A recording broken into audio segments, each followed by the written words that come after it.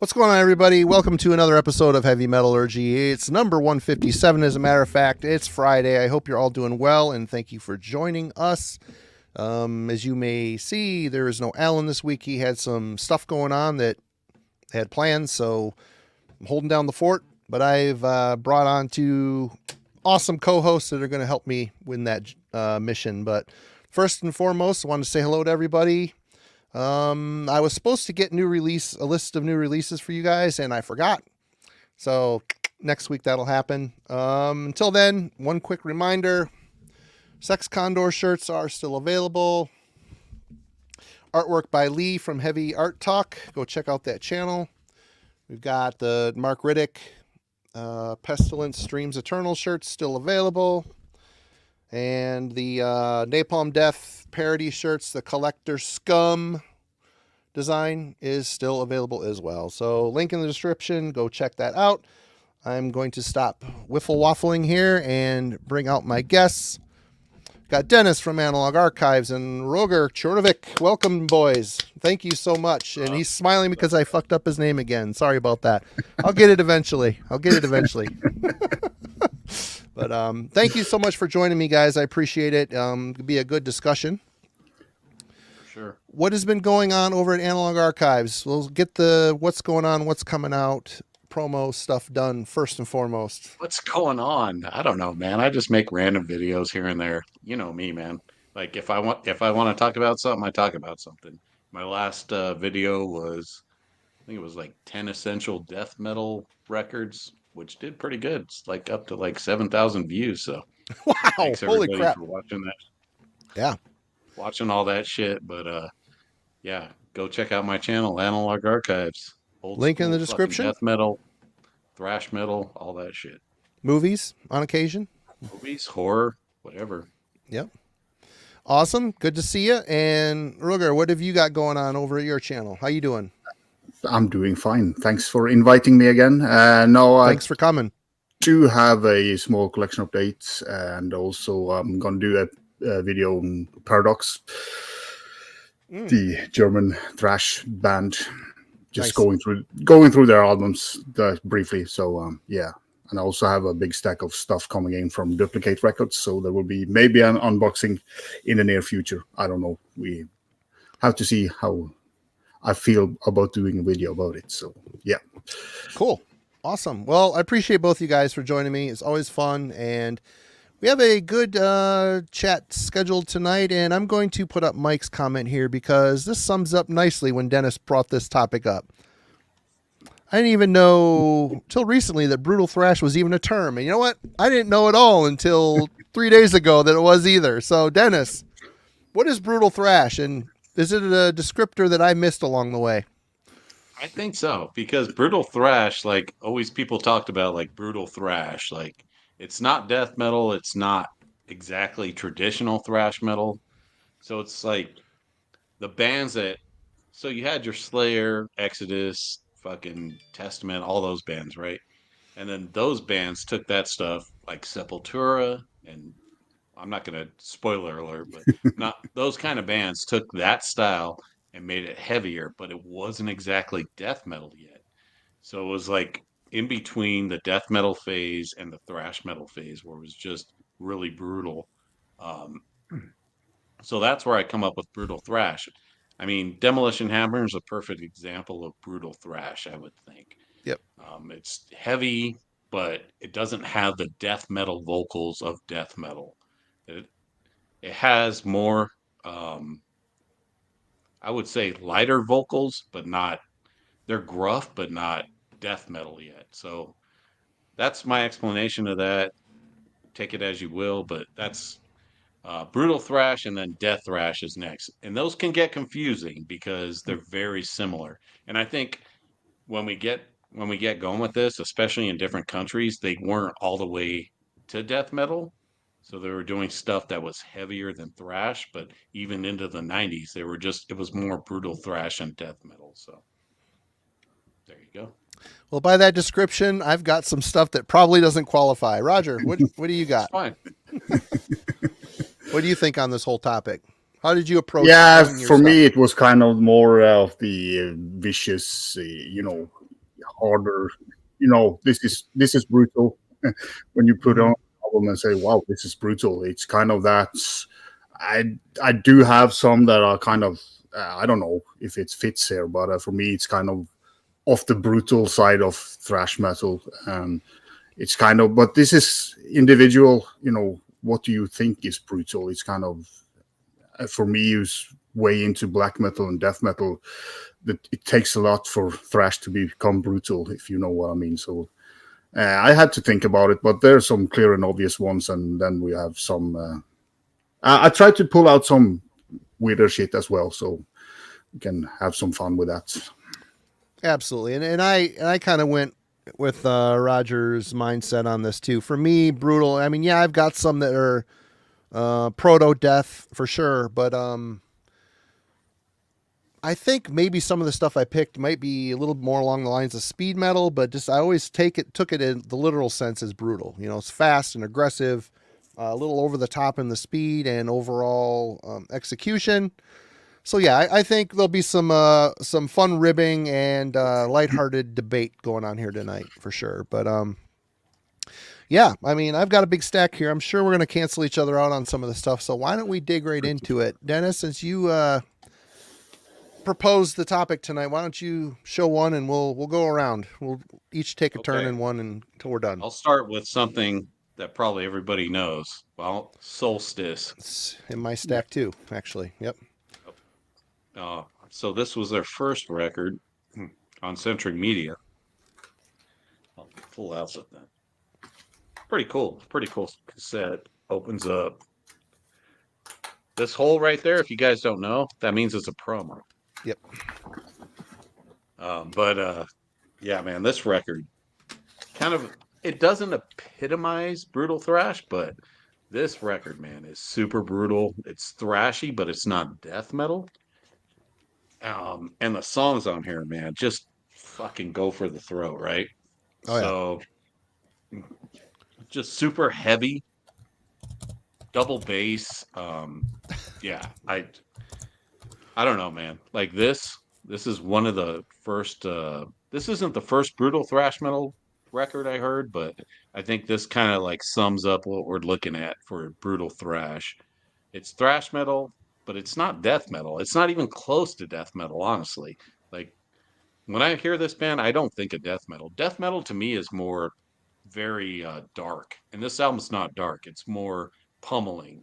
It's more like this is kind of almost, if you want to take it a certain way, almost into a hardcore way, where it kind of brings in a crossover feel to it.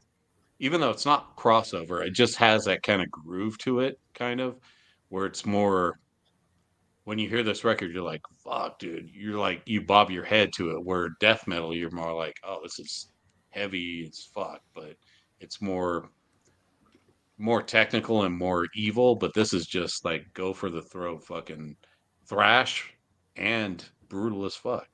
Solstice. If you guys haven't heard this, check this out for sure. I think this came out in 91, 92 maybe. I didn't write down the dates, but you guys can figure it out. You got the Google. The Google machine. Yeah, the CD I have's got some demo tracks on it from 91 and a new track from 2015. Second album's badass. Second album's pretty good too. It's kind of funny how they're trying to sell that tape on the strength of their logo alone, because I mean they got a forehead on it. That's the tape cover. Right? That's all it is. Yeah, I think that's Ed Repka. That's Ed Repka art too, isn't it? Yeah, typical central figure out front, and then he's like frozen. Yeah. What is that? Is that a politician that's frozen in New York? Looks like it. Right on. Good start for sure. That sizes up the topic perfectly, and I've got a lot of stuff that doesn't fit there. So we'll talk about it. Roger, what do you got? Well, I can start with this band, Merciless. The Treasures Within. I picked this one because I was pulling that out first, so I could have gone with the Awakening, but there's a lot of thrash here, but it's not normal thrash. It's more evil and kind of it's not so much towards the death metal as Dennis was talking about, but for me this is a more brutal side of thrash, definitely, and killer album as well. So Talk about a band that is a lot of people call as an influence, but they never really got their full due. You think it's because they were so much in between genres? Yeah, I think they kind of missed everybody in a way. They just dropped in the middle of something and didn't get really much publicity back then. I feel they get way more traction now than ever. I feel, especially Awakening album. But yeah, so it's kind of. I think it's a killer band. They have done really good albums. Yep. Right on. Good pick. Okay. My first. Well, we just talked about this Wednesday night, but I figured this was right in line with what Dennis was talking about. Pestilence, Melios, Maleficarum.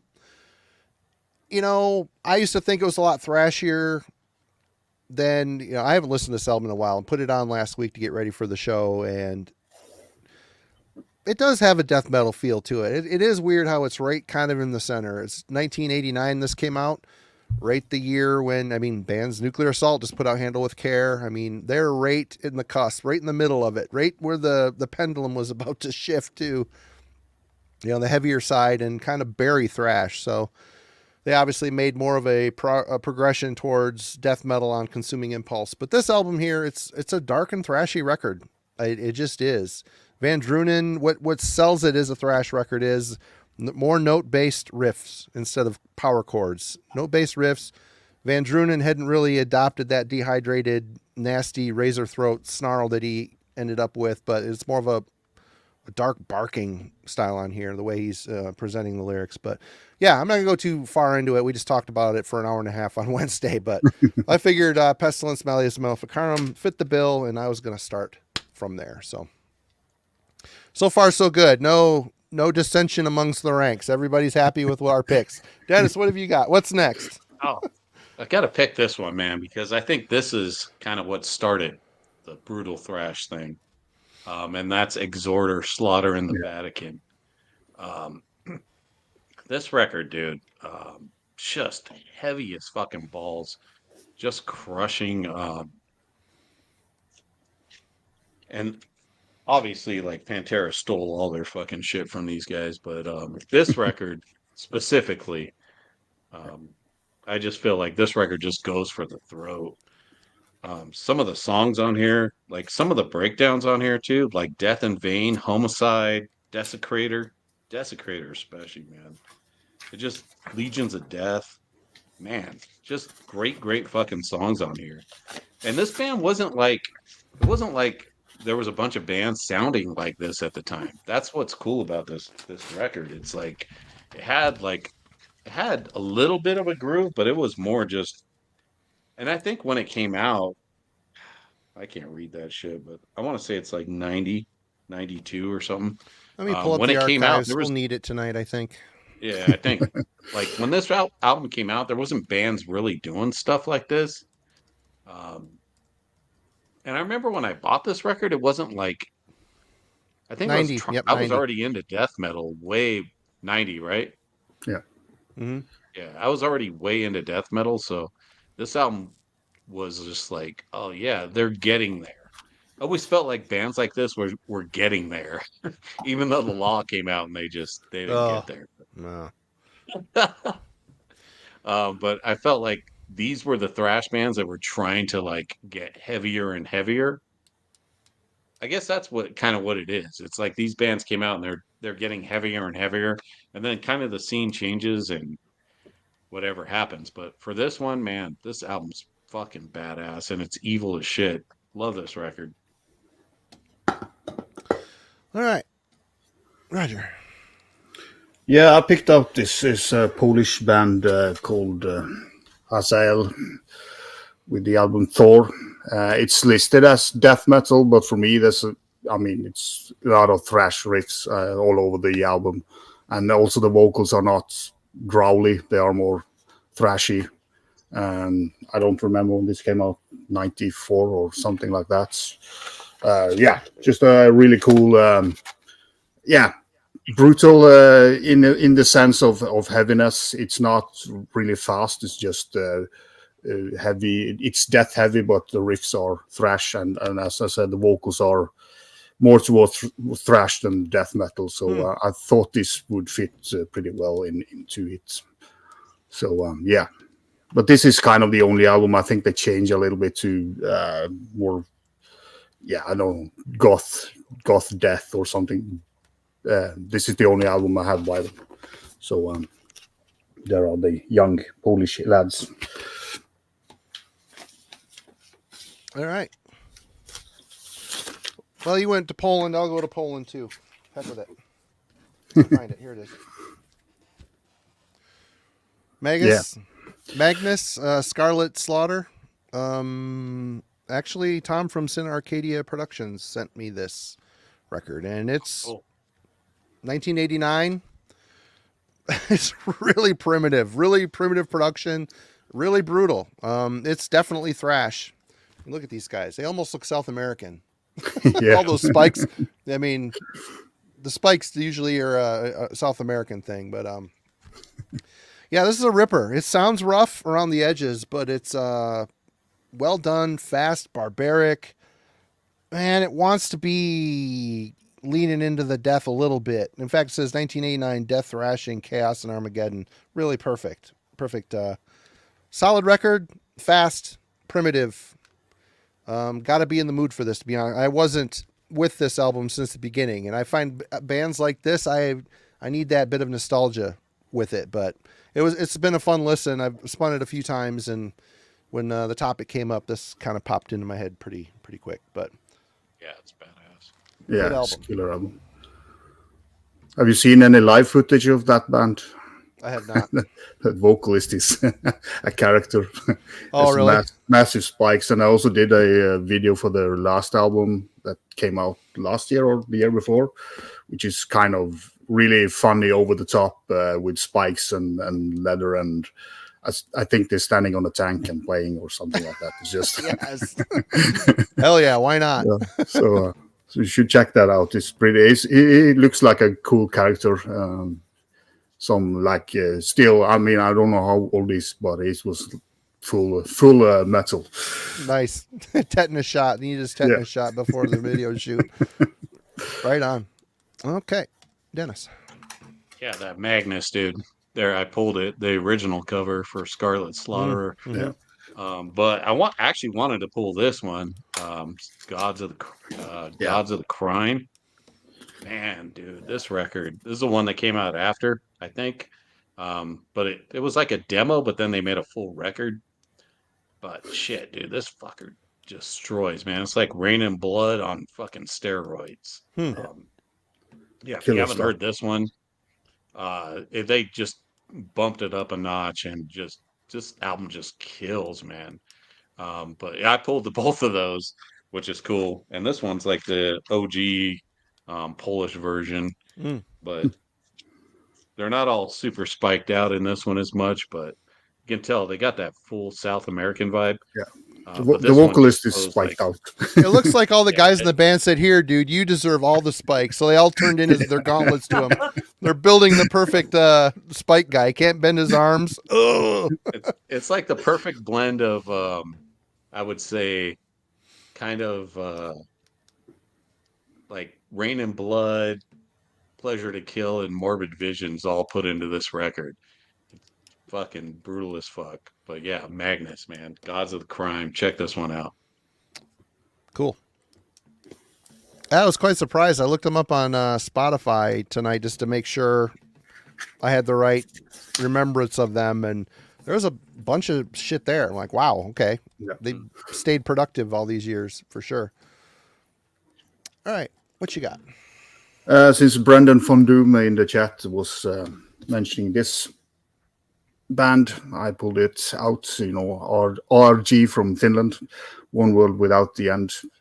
Heavy thrash metal, kind of brutal as well, but it's kind of almost a death metal sound, but riffing wise, it's definitely thrash, and also the vocals are on the darker side of thrash as well. So I just love this album. This is the OG from Black Mark. Hell yeah. back in the good old days. So this is an album that I've cherished since it came out, and Never heard it. I'm gonna have to check that. Yeah, you have to listen to One this. World This is Without a End. The end. killer release. ARG. What's the ARG stand for? I have no. Ancient Rotten Graveyards. Yeah, What is that's it? the. Ancient Rotten Graveyards. Oh wow. There you go. Okay. Ancient Rotten Graveyards. Well, it was mentioned early on, so we'll pull Epidemic of Violence by Demolition Hammer. Of the three, this is my favorite. I like the first one. You know, it's funny. I mentioned this on this channel before when I was reading the Scott Burns book, getting ready for our interview. I was going through the book, and every chapter I would put the album on that they were talking about in the chapter. And previous was Cannibal Corpse for Eaten Back to Life era, so I listened to part of Eaten Back to Life. And then the Tortured Existence by Demolition Hammer, the first album, I put that on, was reading their chapter, and the production sounded exactly the same to Eaten Back to Life. I had to go back and forth and compare them. It freaked me out. It sounded like Cannibal Corpse, but with more of a thrashy, shouted vocal style. So that also tells you as well that early Cannibal Corpse, that was very thrashy too. The first album in particular, it had a thrashy feel to it. It just did. But this year, I like Tortured Existence, but the songs just got a lot more darker and punishing on this album. They worked out a few of the bugs that bugged me about the first album. Here it's just, start to finish, 13 tracks. Oh, there's 4 bonus. There's 9 tracks, just ass whooping from start to finish. It's just a great, great album. And it's one of those bands, they just played that Hell's Heroes Fest. So they still get together and play shows, but after that time bomb, they never put out another album. And that time bomb, if I remember right, wasn't good. Wasn't this. It wasn't the same. But why aren't they putting out records? I mean, come on. This is great. And obviously people are freaking out at this live set, so there's a market for it. Get out there. Let's get it done, boys. But yeah, that's it. Epidemic of Violence. I pulled entrance from ARG, but yeah, I'll skip that for now. Let's go to this band. Oh, you know what? We didn't even talk about this band yet. Let's go Morbid Saint. They're my list too. Yep. Yeah. Fuck, dude. Spectrum of Death. This album. It's great. I kind of have a love-hate for this record, and the hate's not because the album's bad. The hate's because I think it gets overrated sometimes. I think it's a really good brutal thrash record, but I think like when people are like, "Oh, that's the best thrash record ever," I'm like, "Whoa, settle down, boss." It's not the best thrash record ever. Simmer down on that comment. Yeah, it got overhyped, I think, when people started like finding this record because nobody bought this in the 90s because of the cover. Yeah. I didn't buy it. What label was it on too? That was another thing. The label it was on, I didn't love. It was on Grindcore. Was it? Okay. Yeah, Grindcore right there. Well, the Grindcore releases were hit and miss, if I remember right. Right. I'm at Camelot Records and I see the cassette and I'm like, what is that? What is that? I passed it by Camelot every time. I'm like, man, that cover's fucking stupid. Dude. Yep. I'm like, that's fucking thrash, dude. And this came out in like 92? I'm like, nah, dude, I'm not listening to thrash. So I passed on this every time. I mean, I bought it later because I obviously thought it was badass, but yeah. So this band came out. They already I felt like this band already like heard all that stuff, so they got those influences. So you can't really call them like originators at the time. They just were making thrash in the 90s. But yeah, man, this record's badass. Lock Up Your Children. Damien's a killer song. Yeah, Beyond the Gates of Hell, man, just a killer record and brutal thrash, but it's way too hyped. It's a great record, but it's not one of the best thrash metal records in my opinion, but killer record anyways for the 90s. Maybe if I had seen that the dude in the band was wearing a cut-off shirt and short shorts, I would have changed. Right? I would have changed my tune on buying it. I would have picked that. I would have definitely not. I would have been like, I'm definitely not buying that now. Who mean, this was a thing. I don't get. I have never in my. Of course, I've always been a fat kid, so I mean, I'm not gonna be like, hey, check out my cut off Rock City shirt or Mad City shirt, everybody. Check out my gut. Nah, I don't know. Yeah, especially in the '90s. Like, you Right. remember? That's not even the '80s. Those guys were just jamming that shit. You got 2 guys in the band with cut off shirts. Oh my god. Yeah, those were the guys that got off the the local like newspaper playing heavy metal. Do you guys play drums or bass? Yep. All right. Oh, someone's asking where they're from. They're from Sheboygan, Wisconsin. Yep, and that album came out in 1990. All right, Roger, what you got? This is kind of it's listed as a death metal album, but I don't see that. It's way more thrashy, but it's a pretty new one from Peru, Spectral Souls. This is very heavy thrash. The vocals is weird. That's kind of, I think some people will not listen to this album because he has a very unique voice. It's not growly and it's not thrashy. It's just kind of a more roaring vocals that kind of fits very well to the music. But sometimes when I bought this album at first, I kind of one day I liked it a lot, and this next day I kind of the vocals are killing it for me. But I'm getting used to the vocals, so it's very much but for me this is very heavy thrashy riffing all the way through the album. Of course, there are some death metal in it because of the sound is pretty thick and juicy in a way. But for me, this is definitely, you could call it death thrash, but for me, it's a brutal thrash album in what I kind of looking for. So yeah, towards extinction on Hammerheart Records. Never even heard of that band. No, they were released on a label in Peru as well, I think, or South America somewhere. But Hammerheart picked them up. So, all right, good pick, and I'm going with this one. Incubus, Serpent Temptation. Oh, I picked that one too. For those of you who are like, this isn't that Incubus. They had to change their name to Opprobrium because of the crappy Incubus going, hey guys, you're cutting into our scene, man. Come to find out much later after enjoying this is on Brutal Records. These guys were Christian.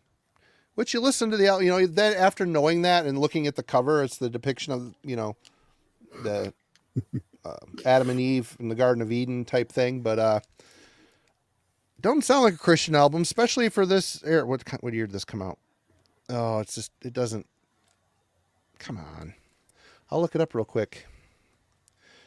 Incubus. You think that's in here under this or Opprobrium? Yeah. Oh, good pick. Came out in 1988. So, and this is kind of a proto-death record in a lot of ways. It's right on the cusp. The vocals are really aggressive.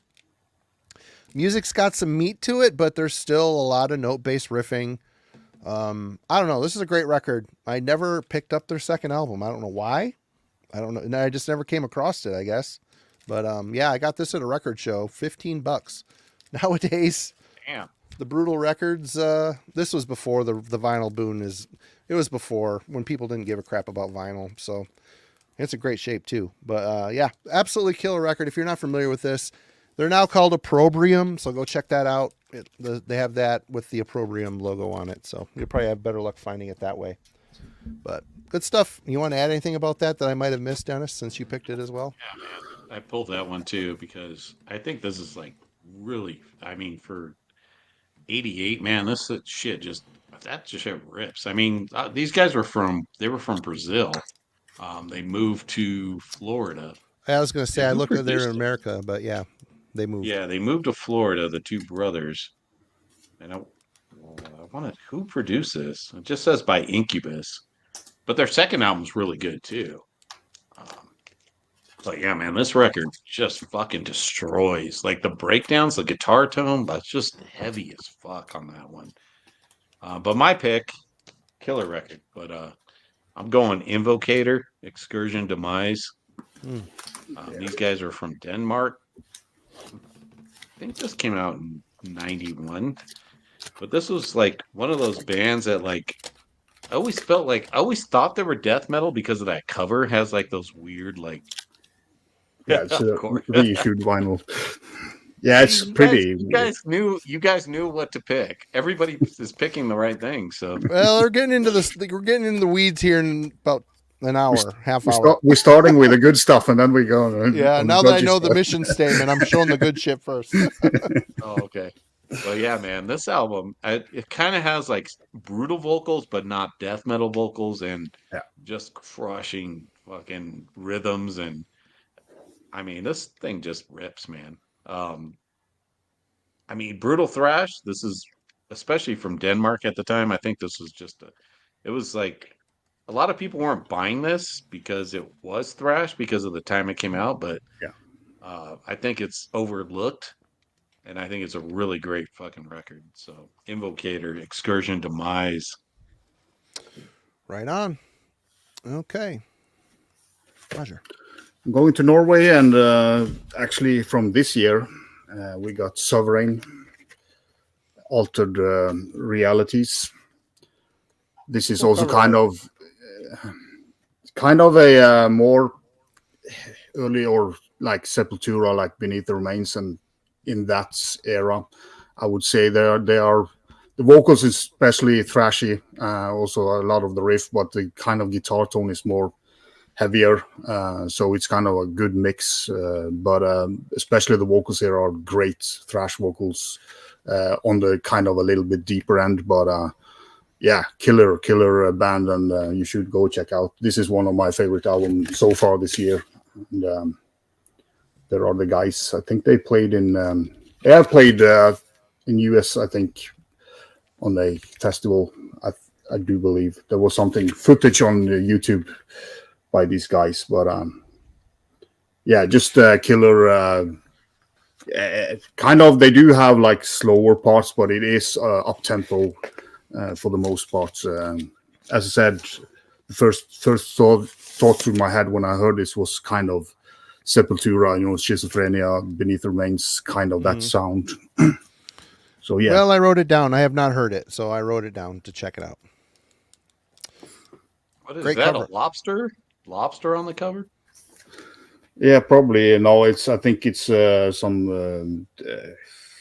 It's just an evil crustacean. No, it's a sci-fi stuff. There's a lot of wires going out through here, so I don't know if it's kind of some I chamber. thought on the left it looks like a lobster claw. Yeah, it looks like coming in.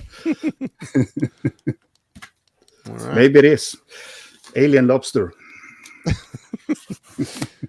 All right, I am up. Well, let's get this out of the way. This might be debatable, but man, if you don't call this brutal, there's something wrong with you.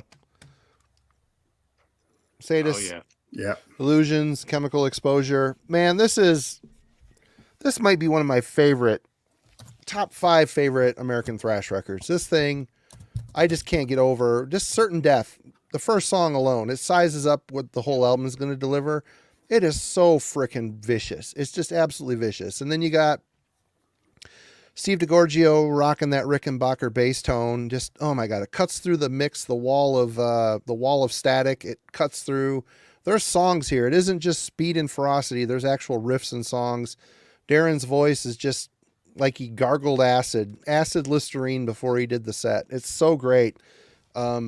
I like what they did after just fine. They're a great band, but this I could have used. I mean, Swallowed in Black is close to this. It's just better produced. They slowed down in spots here and there. I would have taken another album exactly like this one. They could have rewrote the riffs, the songs. I'd been psyched. Delivery sometimes can carry a band a long way, but thankfully in this band's instance, they actually had the songs and the riffs to back it up. I mean, there isn't a song on here over... Well, Certain Death, the first song, 4 minutes, 12 seconds is the longest. Sadist Attack's only 1:44. So that's the range you have. There's nothing, it's just in and out, knocking you over the head the whole time. It's awesome. All right. Was that brutal enough for you, Dennis? It's brutal. Okay. So Cool. I'll take your Sadist and I'll up you one Right on. with Hex. Hex. Right on. Morbid Reality, man. I felt like this was like the next phase that Sadist never went to. It's very similar to Sadist, and obviously from the Bay Area as well. And these guys were more like traditional, almost like speed metal when they started their first record. And then they just went heavier and heavier. And these guys always played with Autopsy for some reason, which is weird. I guess they were just friends. I don't know if they're from the same Clint area. Bauer went on to be in Abscess. Well, that makes sense then, but yeah. And it was weird too that they got signed with Century Media because I didn't think this band was that popular. So I don't know if they had some connections here and there, but they made a big change too. I'm under the understanding that the earlier Hex is like more heavy metal. Yeah, that's under the spell is traditional speed metal. Under the Spell is kind of first, Metal Church. That first Hex record's fucking rips too, but it's way more heavy metal. But then they changed. They started trying to like change their style to more thrash and then death metal. But this record, man, it just epitomizes pretty much like brutal thrash, especially in the Bay Area at the time. Which there was already a bunch of death metal bands, so they would always get on the bill too, right along with Sadist. But I think Sadist and Hex go along really well together. So both those are great fucking records to listen to together. I actually have that record. I totally forgot about it. Totally forgot to pull it. Yeah. All right, Roger. This is more what I call evil thrash, but Hypnosia. Extreme Hatred. I have that in my pile too. Yeah. I guess this fits under the brutal side of thrash. I would say killer album and yeah. Hat trick. Yeah. So yeah, I don't need to say much about this album, but it's a fucking banger. And yeah. God, what a great record! It really is. Yeah, it is. It's like turbocharged early creator, you know. Yeah, it's early creator for sure. It's would have fitted well in a creator discography back then. So cool cover as well. So yeah. Hope that's at the record show tomorrow. I want to buy it for like $6. See, what do you think? Yeah. You think I'm going to get it? No. Nah, the reissue should be Hammerheart. I mean, I don't know. Yeah. All right. Well, Dennis liked my Sadist pick. Let's see if we can float this one down the stream, down the brutal stream. Ulysses Siren, Above the Ashes. Yes. Yes? That's a yes? Okay, cool. Okay. Well, this the only reason I didn't pull it because they're just demos. Yeah, well. No, see, now that messes me up a little bit. I've spent so much money trying to get this stupid CD. The first one I bought was an Amazon CDR. It's an official release. I was pissed. And I paid $30 for that. I looked it up when I saw it on Amazon. I'm like, oh, and I looked it up, the code on Discogs, and it showed as an official release. Well, yeah, apparently the Amazon, they did like a CDR thing for a while. Well, apparently that is considered an official release. Well, anyway, and I bought this from King Fowley, so hopefully this is that might not make it official either. Damn it! He assured me it was, so I think we're good. But no, that is the official release. Cool. Well, anyway, this is a sadly overlooked Bay Area band, and they rip. Mm-hmm. This shit rips. I mean, is it on the same level as Sadist ripping? No, but it's really aggressive. There's a lower end to some of these songs too. This is really a shame this band never really, I don't know what it is, if they just hit too late. I don't know when these hit. 85, all rights reserved. 85, 81. Huh. So this is early. It's early and it's this vicious. I don't know. This is a really good band. If people in the chat aren't familiar with Ulysses Siren, please go check out this collection of demos, which I didn't realize was a collection of demos. I thought it was their one and only album. Because I know they got a thing after this. It's like a demo, isn't it? Yeah. So they put both their demos on that. That's the demo, like re-release of their demos on a CD. Mm-hmm. They never came out with a full length. They never played. They didn't play, dude. That band never played. They played like maybe like 10 shows in the Bay Area. Why? So I don't know. They weren't popular. I mean, there's bands that I used to see every time I go to a show, and it was never Ulysses Siren. It was always Death Angel, Betrayal, and Sadist, and Epidemic. Those were the bands. Ulysses Siren played like they would play with Death Angel once in a while, but they just never played. I don't know what it was with them, but I don't know if they just didn't have the time or they just didn't really care. But oh, Jurgen, Raped Ape. Yeah, I probably have Raped Ape in my pile over here. But anyways, yeah, Ulysses Siren. I don't know, man. Those demos fucking rip, dude. They rip. Right along with Insanity as well. Those Insanity demos.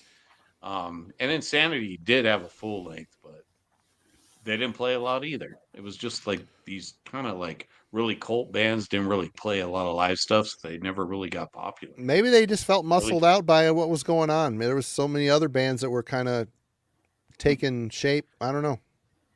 Maybe. I just don't think they cared. I think they were just having fun and playing in a band. Man, if you put these guys up against Death Angel, these guys blow Death Angel off the stage. I'm sorry. They just do. Oh, yeah, but I mean, it's a completely different kind of thrash, though. So yeah, it's more of a brutal thrash, right? Yeah. That makes sense. Right. All right, Dennis. All right, I'm going to pull two records by the same band. And these guys are from Japan, and they're on Osmos Records. This band's called Ritual Carnage. Yep.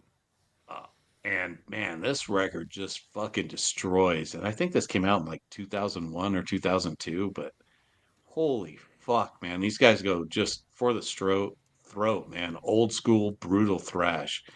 And this is a really good record. But then like their last record, they came out with this one, I Infidel. And they got a vocalist from America that was living in Japan, and he sounds just like Sean Killian from Violence, but with like brutal thrash in the background. Huh. Holy shit, this record destroys, man. If you guys haven't heard this, if you want to hear brutal thrash with like Violence vocals, this is the shit right here. I always love this record, and it came out, and it doesn't even make sense because no one was listening to this kind of stuff at the time. And they come out with this like weird vocal stuff. And you got to remember, Sean Killian is kind of a hit and miss for people, right? So to make he's an acquired taste for sure. Exactly. To come out with something like this after you were doing like the harsh vocals, man, just killer, man. Both those records, definitely check those out. You guys heard those? I've heard the first one you showed. I don't own it though. I had a friend that had it. It's great. Yeah. It is, man. Fucking crushes. I was just listening to those today. I was like, God damn, these guys got it down. But and they were just doing that shit in the like early 2000s, which is cool because that was kind of the renaissance for like thrash. Like people like even like Bewitched and those bands coming out when they were in black metal bands and then trying to come back and do the thrash thing. I always loved that, man, because there was no death metal bands at the time. I mean, there was, but they were like here and there. You know what I mean? Yeah. Like the death metal scene had died out, and then like all those older guys, not older, but guys like us had gone back and like, hey, let's start doing thrash again. So that's what was cool about that scene at the time. And I think Ritual Carnage and those kind of bands, Bewitched and those bands, like kind of brought it back. And shit, what was that other band that did the Dead Hot and Ready? Which what's that band called? Which Dead Hot and Ready? You guys don't know that? Witchery. What is it? Witchery. Yeah, Witchery. That's it. Yeah, those bands coming out at the time, man. Just killer shit. Hey, Anthony. Yeah, we've got some thrash riffs. We're influenced by thrash because we're all old and thrash kids. But no, we're a death metal band. Old school death metal band. All right, Roger. Yeah, I was playing this last night. It's been a while since I played this, but Revenant. You bastard! I didn't think anybody. Prophecies of a Dying World. So I back because I was like, nah, it's too deathy. Yeah, I was thinking the same, but when I put it on, I know there's really a lot of thrash here, so I brought it in here because I agree. I also had it in my mind that this is too much death metal, but yeah, it's definitely a lot of thrash here, and really it was an enjoyable spin. So killer album, and I always like the yeah. cover too. Cool artwork, different. Yeah, you Oh. kind of it attracts you because you have kind of a evil looking logo, and you have that dead ground with some green on it. It's kind of Yep. really cool. So yeah, this is Cosmic Key from 2017 reissued. Yeah, when I Yeah, got love this that tape, record. I got this Yeah. tape. It took me a minute to grow into it, but I put it on yesterday just to refamiliarize, and like shit, this hits a lot better now than it did to me when I got it back in the day. It's like brutal thrash with more deathy vocals. Yeah, Yeah. it is. Yeah. Yeah, I love that record. I got lucky finding that CD at like some weird record store in Monterey, California for like $6 at Wow. some used record store. I was like, holy shit. All right, I'll take this. Yep. I love digging through the used stuff. That's what makes going to record stores fun these days because the records prices are Insane. wackadoodle doo. Yep. All right, I am up next, I guess. All right. Well, Dennis mentioned him, so let's show Epidemic, Decameron. Man, this record Yeah. rips. It's got a deathy feel to it, but it is just really heavy, brutal thrash. There you go. That's a little bit better picture to show. Well, I'm glad I'm not. So far, I haven't gotten any. Nah, dude, you're wrong on that one. But Right? this is the only one I have by this band, and I dig it. I think it's awesome. Yeah. Mhm. Doesn't seem like a Metal Blade release, does it? I don't know. Anyway, it's a Metal Blade release. I always dug this record. It's heavy as hell. Still holding on to the thrash. There's a little bit of heaviness in the vocals, but nah, it's just a really brutal thrash record. Dig it. Good stuff. I always felt like with Epidemic, they just couldn't make the move to death metal. That's not what they did. And I saw Epidemic probably like I've seen them probably like 10 times because there was another they were always opened and they would come out with record after record, but they would never go full death metal. It was just odd because it was like, seriously, guys, that's what's going on right now. I was always like disappointed. I always thought they were going to go death metal, but they never did. But that's fine. The funny I little love that. Go ahead. Oh, I just love that they stayed in that thrash wheelhouse when it wasn't even popular. Like they stayed in that. They just never accepted the death metal scene fully, but they always played with death metal bands. So, I mean, they opened for Exhumed and all those bands all the time. So, Right. Interesting little thing. One of the guitar players, Eric Morridge, went on to start the folk band, the one-man folk band Aerial Ruin. So that's what he does now. From brutal thrash to acoustic guitar, folk type stuff. So weird. It's weird how that goes. I think He was one also of in the a guys band was called in- Old Granddad for a minute. I remember getting a Yep. promo for that shit I back in remember the day. Old Granddad. Yeah. Yeah. I think one of the guys went on to like Skin Lab or something, which was like a new metal. Oh. New metal band. Yeah. Yeah, that wasn't good. That was yucky. No, that sucked. All right. Roger. Yeah. Well, back to Poland and cut with something that I'm not gonna try to pronounce. Reps, dude. Yeah, killer album, and again, it's a more of an evil side of thrash, I would say. Yeah, this is a pretty good band in general. They have a lot of cool releases, and the vocalist has a very awesome voice, so it's kind of separates them from the masses. I think they kind of it's one of those bands that stand a little bit out from the rest in terms of how they play, and more a little bit more obscure in their way of playing than. But there was a lot of bands in the kind of that era, Poland, Czechia, and stuff like that, who had a different take on stuff that is doing it well. You had several other bands in this category, but this is a Metal Mind reissue. And luckily not a fucking digipack that they always do. But yeah. I've seen people talk about Cat. I've never. I need to sniff around on. I better write that down too. Cat. Yeah, that record rips. Yeah. All right. Well, let's start the discussion. There you go. Uh-oh. Yep, here it is.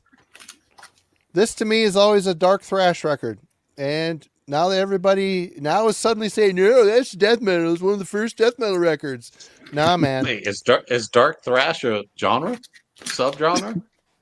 Probably we should do a dark thrash. Let's make up some crazy shit. Yeah, Muzak prog metal. Let's do that. But here you go. Dark seven churches. Now everybody's saying this is a death metal record. Yeah, they coined the phrase, but you know what? Venom coined the phrase for black metal too. And there isn't a whole lot of bands in Norway that sound like Venom. You just don't. They just don't. The only kind of Dark Throne kind of sounds like Venom. Celtic Frost And maybe. Celtic Frost. So. So yeah, I always thought this was a thrash record, and if people are going to call it death metal, I'm like, you know what, this is going in my brutal thrash pile because people think it's a death metal record now. To me, this is just a thrash record. I'm not saying it can go either way, honestly. Yeah. And everybody's like, oh, because the vocals. Chuck was influenced by the vocals. Well, cool. Who cares? But I Scream Bloody Gore to me, everybody's like, oh, that's so thrashy. That's a borderline thrash record. What? It's like all this reverse history being written here. I don't know. It's like George Lucas, like a George Lucas movie where he grew up watching Star Wars, and you think the universe is so huge, but then when he starts doing the prequels, Chewbacca knew Yoda, C-3PO was made by Darth Vader, and all, like, they knew each other. It was like suddenly a small universe. He reverse continuity, and that's what people nowadays. Now this is a death metal record now. Apparently, I don't think it is. If people think it is, cool, man, whatever. But what I do know is it's a great freaking record. It's absolutely an awesome genre inspiring album. Yeah, death metal is probably inspired by this 100%. But this was before death metal. I didn't even knew what death metal was. So that's probably why I'm at where I'm at with it. Arrested Development type of thing. But brutal thrash record, dark thrash record. What do you guys think? I mean, Roger picked it, so I'm thinking. Yeah, no. For me, that album was always been a thrash album. It's a heavy thrash album, but back then, didn't know death metal, and it was thrash metal. But you have seen this throughout the history. You rebrand bands early on because now newer bands playing a different style are inspired by them. Therefore, they have to be so. And I also think that the band themselves have kind of milked that first death metal thing a lot the last 10 years or so, at least. Never before have I seen kind of that label as purely a death metal album earlier on, because but now, like the 10, 15 last years, it's been, this is the first death metal album. But like Ken from Ken's Death Metal Crypt, he says it's a death metal record. Yeah. So, I mean, Dennis, you think it's a death metal record, right? I mean, yeah. So it's kind of what year? I mean, it's all genre, right, man? No one's gonna be right on anything. Like, it's whatever you think it is. I don't think it's like there's like some guy like that's death metal, that's thrash. I mean, whatever you think it is, what it really boils down to is when you grew up and when you listen to it. Exactly. When I heard that record, it didn't sound like Exodus or Slayer. It sounded heavier and the vocals were different. I wasn't like, oh shit, this is a death metal record, along with Onslaught, right? They have a song called Death Metal, but I'm not like, oh, that's death metal. Like, who cares about the genre thing? I mean, I think it's a death metal record because I think it's the beginning of death metal. It's the birth of death metal. It's got different type of style of riffs, which obviously like Death and Morbid Angel and those bands took Mhm. and made into the death metal genre. So I Yeah. think it's a different record than what was coming out at the time, but I mean, and even if you like, I think when Creator wrote Pleasure to Kill, they were listening to that record a lot. Um, and I think if you take Possessed and Pleasure to Kill, you pretty much get death metal, right? Yeah. Or even like Sodom, Early Destruction. Yep.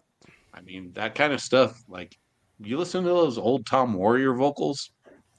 Is that really thrash vocals? Is it black metal vocals? Like, Yeah. I think like right there, you kind of like all those bands combined make death metal. But I think Possessed just considers themselves death metal, even though their second album's more of a thrash record, right? Well, like Yeah. Eyes of Horror, the EP, that doesn't sound death metal at all. Not even That's a little full bit. on thrash. Yeah. I mean, but I mean, it rips, right? Yeah. Maybe- But That's Yeah. the main point. You know, I just it's think that. I think Possessed at the time was trying to sound heavier and evil than whatever was coming out at the time. That was Yeah. their mission. They're like, we're gonna beat Slayer and Exodus and all those bands, and we're gonna sound eviler than all those bands. Yeah. And they did it. So, I mean, congrats to them. Well, you got to look at, if you start looking at the timeline, Possessed first demo came out in 84. It was called Death Metal. Yep. And the band itself, Death, their first demo came out in 84. Death by Metal.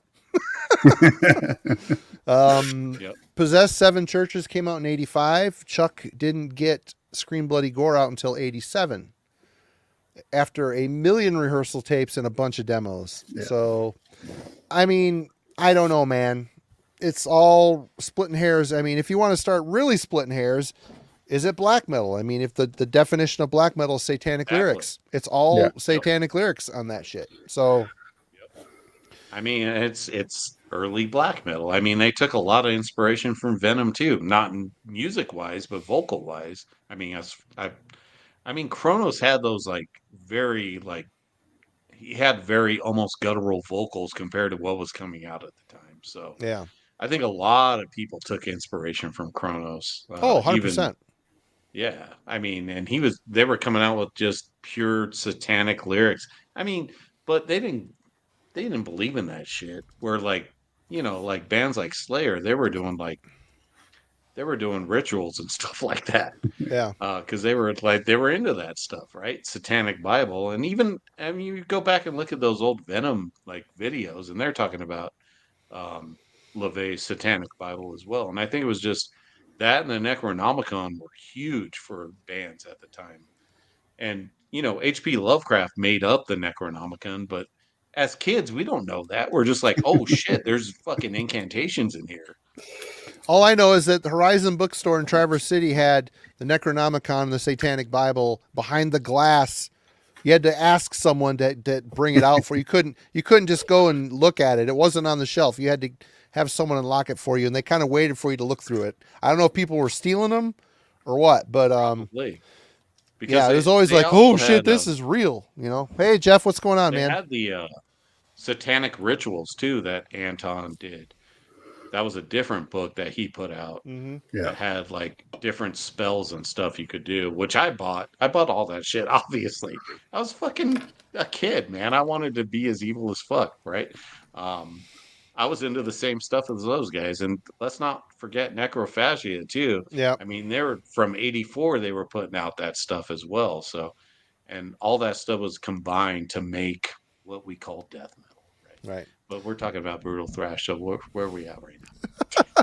It's you, but I just want to say, hey, we hit 100 people, and cheers everybody in the chat tonight. If you're a wallflower and you don't talk in the chat, go ahead. We have an awesome community here. Go ahead and say what you think in there. Hey, Ryan, what's going on, man? Good to see you. I was wondering. We almost didn't start because you weren't in the chat. We almost had to cancel tonight, you bastard. Where were you? Anyway, Dennis, you're up. And hey, Jeff, I don't know if you heard me, but how you doing, man? I'm going to start here's a getting your record, shirts man. ready this week, by the way, Jeff. I'm going to get them on screen probably this week. Look at this, man. Oh, yeah. Oh, I God, didn't even dude, this think. I didn't record, even think to pull that one. Right? I did. Such a fucking banger of a record, man.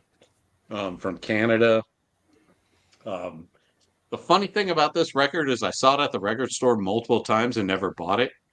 Well, this And cover's so nowhere ever, stupid. It's so Yeah. stupid. it's so dumb, dude. And You I'm look like, at the what is back, you're that? like, oh, these guys are brutal Yeah, like glam, these man. It's weird, brutal glam. like weird glam. Especially this guy. What's he doing? Like the guy, like this guy's like that's somebody's like dad that just got on the Yeah. He bought him fucking beer. He used sunglasses. they had to have the bass player that could buy beer in the band. Hey, psychopath, can you get us some fucking Molsons? Some But Schlitz ice, please. Yeah. But man, dude, this fucking record, this is like Hella Waits on steroids, right? It pretty much has all those evil riffs of Hella Waits, but then it has like darker vocals. And then Night of the Living Dead, man, that song's so fucking epic, man. Just a fucking such a brutal fucking thrash record. I mean, even if you look at the back now, you're like, fuck, that's kind of brutal, man. This dude, he's got the fucking axe now. He went and bought beer, and then he's like, "Fuck you guys! I got the axe now." Fuck that Lizzie Borden guy. I'm getting my own axe. Yeah, but this record, man, so many super satanic lyrics. Oh man, Anthology of Death is a fucking another banger. So many intricate like guitar parts and like harmonies. It just sounds like if somebody's like, "What's an evil record?"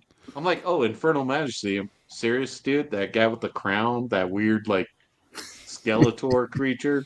Yeah, that's the reptilian guy. He's got like the reverse jazz hands going on. Yeah. Yeah. Ooh. They're like, "Hey, who can we do as a mascot?" Oh, wait till you see this, man. I got you. But, My man, this sister, is who's heavy, 14, knows she's an artist. She'll draw you up an awesome mascot. right?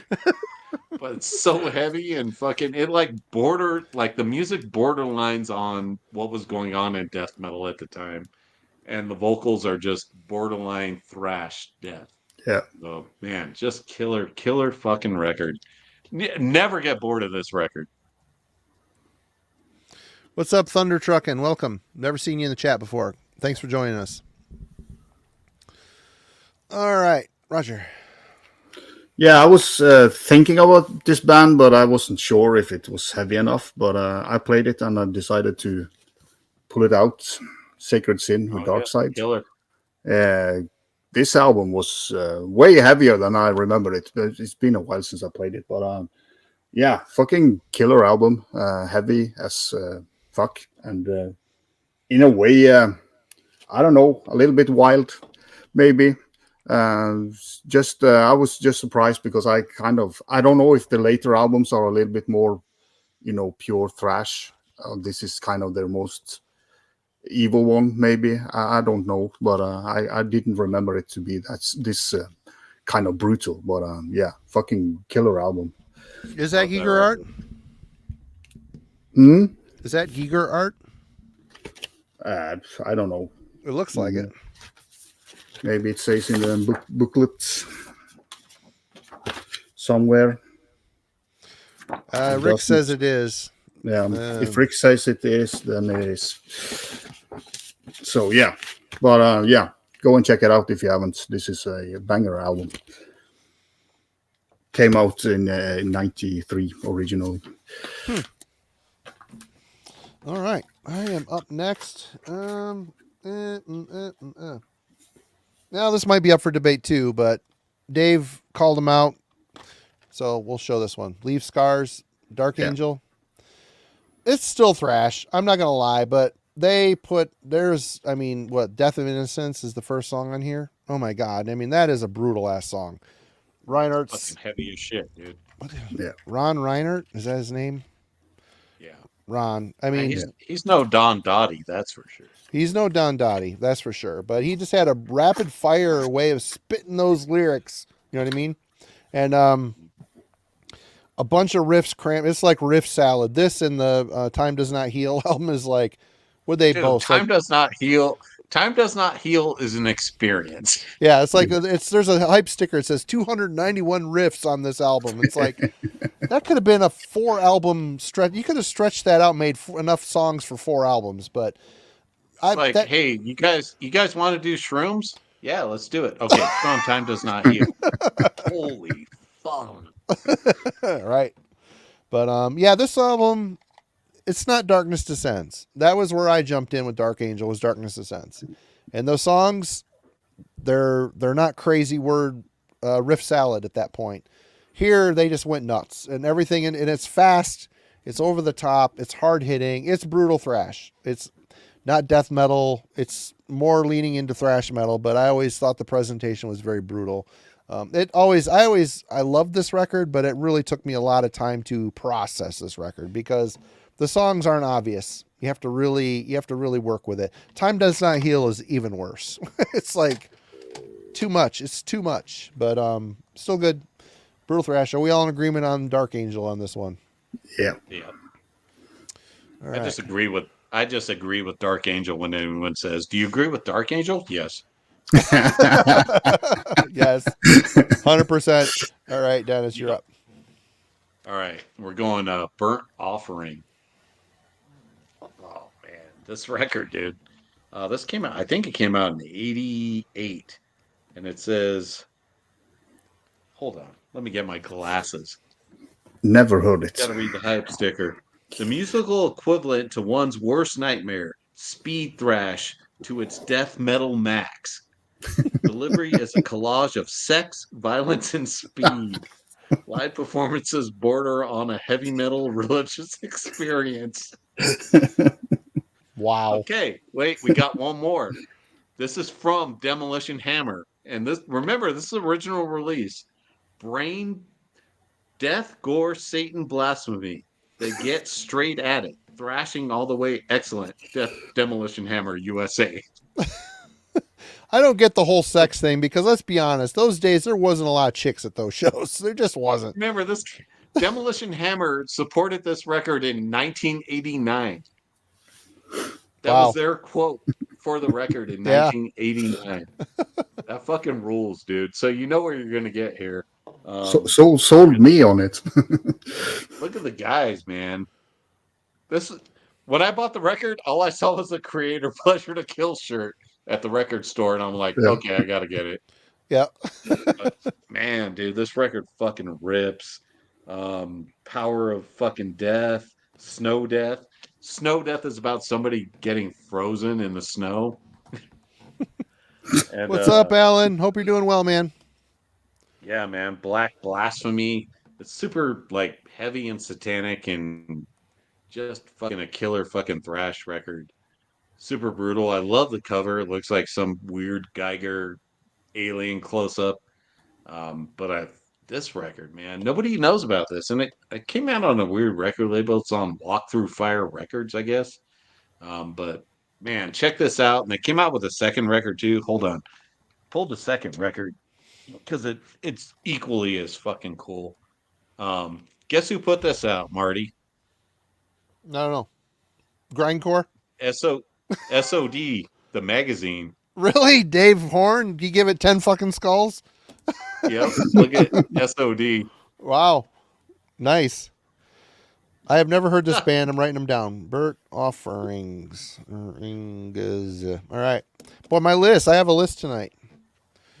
Yep. It's good. But yeah, check this one out for sure. And the second one.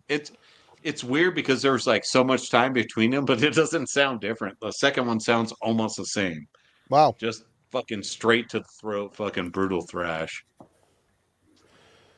Yeah, Alan's in timeout tonight, everybody. So just so you know, his comments from last week putting me in timeout. Well, I put him in timeout big time this time. But hope you're having a good night, Alan. It's good to see you. What's up, Alan? Oop, what did I do? Wrong button. There we go. Roger, you're up. Yeah, well, I can continue with the same band as you. I picked this one. I think this is a brutal album, brutal thrash album. Yeah. I love Dark Angel. I mean, I do really love Time Does Not Heal. I'm a massive fan of that album, but yeah, not everybody does. But this album is just more, in your face, speedy, aggressive.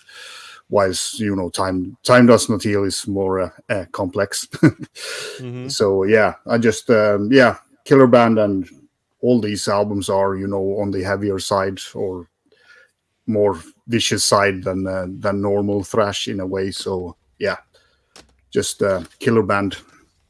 Such a fucking banger, man. Yeah, fucking yeah. You could play Dark Angel all day. Yeah, those 3 albums like back to back, man. That's a religious experience for sure. Yeah, Oh, yeah. 100%. I mean, even just take the first record. That Welcome to the Slaughterhouse on that record. Yeah. Holy shit, dude! That shit rips. Oh, We Have Arrived. That's what the first one is, right? Yep. Yeah. All right. Let's see if we can get this one past the goalie. Blood Feast, Kill for Pleasure. I always took this album as a proto-death album. It's still thrash. The vocals by Gary Markovich. Wow, they're just absolutely insane. I've always loved this guy's voice. And this and the Face Fade EP. Great. Then they put out that oh my God, Chopping Block Blues. Good. I was so disappointed when that came out. Talk about disappointment.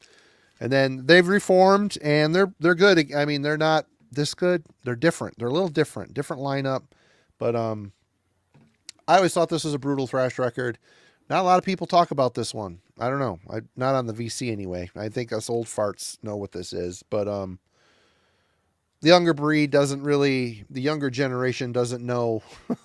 But this is a great record. The songs are heavy. They're thrashy. They kind of point at wanting to be death metal at times. The vocals are just off the charts. Definitely check out Kill for Pleasure by Blood Feast. I feel like Face Fate, man, was like almost better than that. Like the production are like so fucking good. Bloodlust, man, Yeah. that sounds so fucking good on the EP. Yeah. And I'm gonna say it right here and now. I love Chopping Block Blues, man. It's a 180-degree shift though. It is, but it's such a killer record, man. You got to go back to it because I do have to go back to it. I might like it now, but when my buddy bought it, I laughed at him. I'm like, ha ha. I get it, man. It was like a complete, like, different record, but man, I love that record. It has some really, really good riffs on it. I'm putting it on and they did that stupid cover of Hitler Painted Roses by I was like, Mighty Sphincter. Yeah, I was like, come on, guys. That's like the worst decision ever. It's almost as bad as fucking Exodus putting that fucking Lowrider Stevie Wonder song or whatever that shit was on their fucking that one that what was that fucking record called? Not Insult to Injury. Impact is imminent. No, the last, like, Force of the Habit. one that has Force of Habit. It had some horrible, horrible covers on it. Yeah. Well, I mean, they started out by doing Lowrider on that was on Fabulous. No, that was on Pleasures of the Flesh, wasn't it? Oh, it's on Fabulous. Was it on Fabulous? Yeah. Yeah. I like that cover though. The covers on that on Force of Habit were horrible. But a Lowrider is not a good. Check out Chopping Block Blues, man. You're gonna like it. Mr. Lando, the song was by a band called Mighty Sphincter. Yep. The Hitler Painted Roses song. So, all right, Dennis, or I'm sorry, Roger, you're up. Since I'm wearing the shirts, I might as well, Yeah, I had it in my pile too. Throw this out. Legendary album. I won't say it's a fantastic album, but it's a really standout album when you look at when it came out. It's really in '87. This was kind of very brutal, evil, almost black metalish in a way, you could say. And I think a band like Mayhem in Norway was influenced by Sepultura and Sarcophago back in the day. So yeah, they had their impact and they look like dead people. I mean. It's funny that I wish this is my stupid copy of that album. It's a stupid Pavement reissue. Oh, look at that crap cover. It's horrible. Yeah. I mean, what the hell are they thinking on this thing? Like, oh, this is just better. No, it's not. It's bad. Look at that. Let's go with Sarcophago. Let's put a font on there for their logo. How stupid. What is even on the cover? I can't even tell what that is. Just looks like dirt. It's like a skeleton in a body and I don't know, in an alley back or kind of, or a garbage pile, or I don't know. Who knows? Thanks, Pavement. All right. I'm up. Okay. What are we doing? Well, the gatekeeper might not like this one either.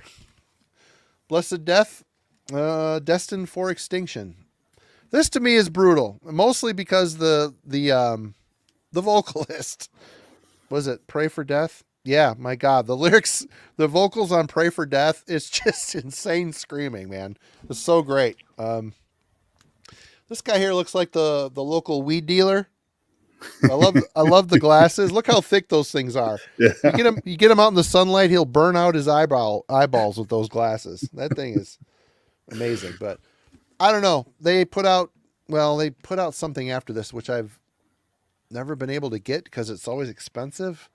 But their first two albums this in particular is the best of the first two, but it's just super aggressive, fast, and thrash with super crazy vocals. I don't know. Is this brutal enough for you, Dennis? I mean, it's pretty brutal. I mean, the vocals are more like, he has like a weird thrash vocal. Like he's super screamy. That vocal, if they would have continued on, that vocal style is not sustainable. There is no way. Yeah. As a young dude, you can go up there and rip that shit out all night, every night. But you hit about the 32 mark. Yeah. It's all of a sudden you're that album's cool. I like Kill or Be Killed better. It's way more like grungier and like it's just nasty, like Into the Ovens. Oh yeah. Into the Ovens. So I was like, God damn, these guys are fucking crazy. I love that. I love Kill or Be. I like that record too. And then they had the unreleased record, the one you're talking about that never came out. But yeah, man, both those records are brutal. I don't know if they're brutal thrash, but I mean, that's all subjective, right? Yeah. I almost pulled it out, but I wasn't. It was borderlining. I always like those guys too. Like you said, they always look like those guys that were just, especially on the, like, I think they were part of the, what was that called? Like the New York Militia or whatever. Yeah. Like where like Metallica would go and hang out with those guys. New Bridge or Old Bridge or something like that. Yeah, they're like the New Jersey thing. And I just saw recently on the New York Hardcore Chronicles, they interviewed John Conley from Drew interviewed John Conley from Nuclear Assault, and they actually talked about Blessed Death doing shows, I think it's CBGB's with Agnostic Front, and they had that song Into the Ovens, and there was a problem with the hardcore dudes are like, what, you guys racist and wanting to kick their ass and all this shit. So yeah, there was that song title was a bit problematic for them back in the day playing shows with a hardcore crowd, for sure. Kind of makes sense. Yeah, it makes sense, 100%. But all right, Dennis. All right, my pick. Roger already talked about this band, but I'm going back to the first record, Merciless, The Awakening. Man, God damn, man, this record's,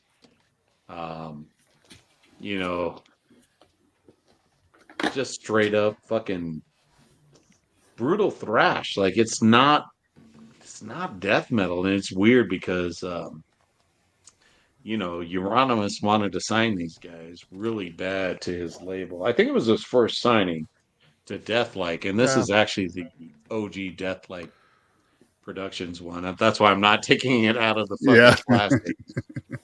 Hey, thanks, Mike. Appreciate you, man. You didn't have to do that. Thank you. Sorry, go ahead, Dennis. Yeah, it's like some fucking $700 record or something. But, I bought this on a whim. I actually bought this record at a punk store in San Francisco, and I'm like, what is that? And I bought it because the guys look like fucking death metalers on the back. So I was like, oh shit, I better buy that.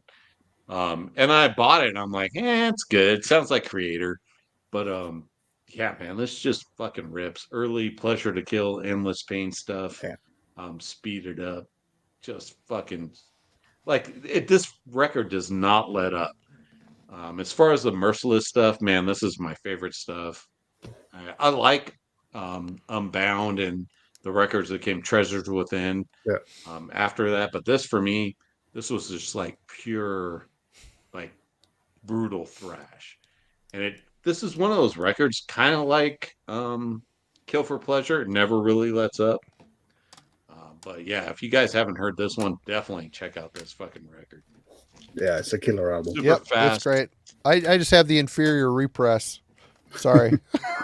Yeah, I mean, I bought it when it came out. It's just, Yeah, that's it's not amazing. like I was That's like, good to have. Good one to have. Yeah.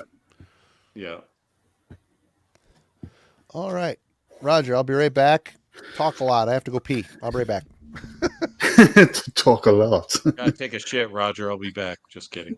Yeah, sit there alone, one man show. That's okay. Well, I'm going to Norway, Roger's and in charge of the show. yeah, my favorite album from 2021, Necromantheon, Oh, that shit rips, dude. Visions of Trismegistos. This is fucking killer. I mean, it's evil and technical at the same time without kind of going overboard with anything. Killer live as well. You know, a lot of energy when they play. So yeah, just yeah, I saw them live. They played at Inferno. Was it last year? Oh, And the queue outside was so long that we missed the first 3 or 4 songs. It was everybody wanted to see this band, so they were first to play that day, and they opened the door just 15 minutes before the gig started. They opened the door, and it was kind of a line around the block. So yeah, but fucking killer. And yeah, these guys are playing in several bands. You know, the bass player is the vocalist guitarist of Obliteration. So they cool. kind of yeah, so they kind of cross over a lot of bands, and they do have a second guitarist, but he's kind of a session member. He's not a full member. He plays with them live. They have 2 guitar players live, so yeah, it sounds really good live. Fuck yeah. All right. I guess it's my turn because Marty doesn't exist. So I had to pee. I peed quick. I might not even finish. I had to. Yeah, I showed this one. I think he just peed in a bucket off the side of the screen. I have a wash. I have a screen printing business. I have a wash tank in here. That's what I pee in when I have to put the sprayer on and pee in it. And like, yeah. Huh. Never heard that one either. Necromantheon, Norwegian, evil and technical thrash metal. Oh, okay. Killer stuff. The bass player is the guitarist, vocalist of Obliteration. So there's as I said to Dennis and the other in the chat, that is kind of a lot of people that plays in several bands in Norway. So yeah. Cool. All right. I am up next. I hit that button again. There we go. Let's get a little controversial here. This is going to be disagreed upon, but I always thought this was a very brutal record. Roar! Doesn't sound like the album that came before it. Doesn't sound like the album that came after it. This is a standalone piece in the Voivod catalog. Second album, for those of you who don't know. And there's a line in here that I always loved. I'm still smashing and my body is doing bad. That to me sums up this album 100%. It's just like as fast as a way could play, just like a steady bam, bam, bam, bam, bam, bam, bam, bam, bam through the whole freaking album. It's just a great, I mean, it's great, but when I got this record when it came out, it was a hard one to love because it's brutal. It's unrelenting. It's the band photos on the back sum it up nicely. The whole thing, the whole presentation, the tank, the Voivod in the tank, shooting its rockets out. It's, God, looking back, there's a fondness for this record. I didn't quite understand when I was younger, but yeah, Brutal Thrash, 100%, right here. Roar. Yep. Check it out if you're unfamiliar. But if you have any age, you probably know that record. I totally agree with you, man. When that record came out, I was like, what is this? It sounds like a fucking, like a regression from Corn and Pink. Yeah. Like it was just like sloppy and all over the place, and I'm like, what is this shit? Well, the But then first album like, too was very sloppy. A lot of venom in yeah, that first album. it was very sloppy, but it was like you could tell what was going on. And Yeah. then Roar came out and it was sloppy, and you were like, what? Like this is faster and more aggressive, but I can't tell what's going on. It took me years to get into that record because I always passed. It's not because I didn't, I listened to it and didn't like it. I just never listened to it after that because I put it in that category as like, yeah, I don't want to listen to that record because it sucks. Right? It's kind of alienating. You listen to it, it isn't the songs. I mean, a sign of a good song, it invites you into the album. You know, it isn't like warm and fuzzy. I mean, a well-written song that has hooks and shit, like, oh, it appeals to your brain waves. Like, I want to listen to that again. When this is like, it denies all of that. It's just like very dissonant and driving. And you're right, 100%. That was, of the early albums, the one I listened to the least, 100%. But I love that record now. Yeah. Oh, yeah. It's a great record. Comes out every once in a while. Very unique sense of rhythm. 100%. Yep. Okay. Dennis. All right. I'm going to pull this really fucking cool airbrushed cover on a band that everyone knows. And we're going Sepultura. Yep. Did pull it myself. So I'm not going to lie. Look at these guys. The redone cover that they presented, whoever did that, they did a really good job on it. They kept the original. I have it too. But the spirit of the original, they just made it more messy. I don't know. I kind of like it. I kind of like the redone cover. Oh, yeah. It looks pretty cool, actually. Yeah. I mean, the song sucks. yeah, the stupid sticker on it. I don't like the re-recorded version, but that's just me. Yeah. Man, dude, this fucking record, it's so dirty, and yeah, you take more visions and like you get a band that's like, hey man, we got to make a record that people will buy. Okay, let's like refine our sound, but we don't really know how. And that's what you get with Schizophrenia. And man, when I was a fucking kid, this record just blew my mind. I was like, holy shit, this is like, I already love Morbid Vision, so I was like, damn, man, like this is just taking it to the next level. And damn, man, such a great fucking thrash record. Into the Past Comes the Storms, Escape to the fucking Void, man. That song just fucking kills. The Abyss, Septic Schizo, man, such great fucking songs, man. I love this record so much. Probably this and Morbid Visions are my favorite. I mean, I like the stuff after that, but this stuff, man, just kind of epitomizes. I like, picked that stuff thrash. too because this is brutal thrash too, in a way. Yeah. It is, but it's more. I consider that more like blackened thrash. But for me, like this one, just they took the black metal out of it and made it more of a thrash record, but didn't really know what to do, and just came out with this, and it made it unique at the time. There was no other band that sounded like this at the time, and that's what I really love about the Brazilian scene. Like you can take Mutilator and all those bands, and they don't sound like anyone else. Holocausto, like it just sounds like these weird, like blackened thrash, death metal, brutal thrash stuff, but it has all the sound all its own. And this record for me, like it kind of epitomizes all those records into one for me. And this is my favorite by Sepultura for sure. Wade, that's a common thing. A lot of bands like Manowar re-recorded some of their early stuff. Bands re-record albums and re-release them to get the rights to their music back. That's probably why the Cavalier brothers are doing it. I mean, Taylor Swift did it to her whole catalog because she lost the rights, but she could own the songs, but not the rights to the master tape, so she re-recorded them.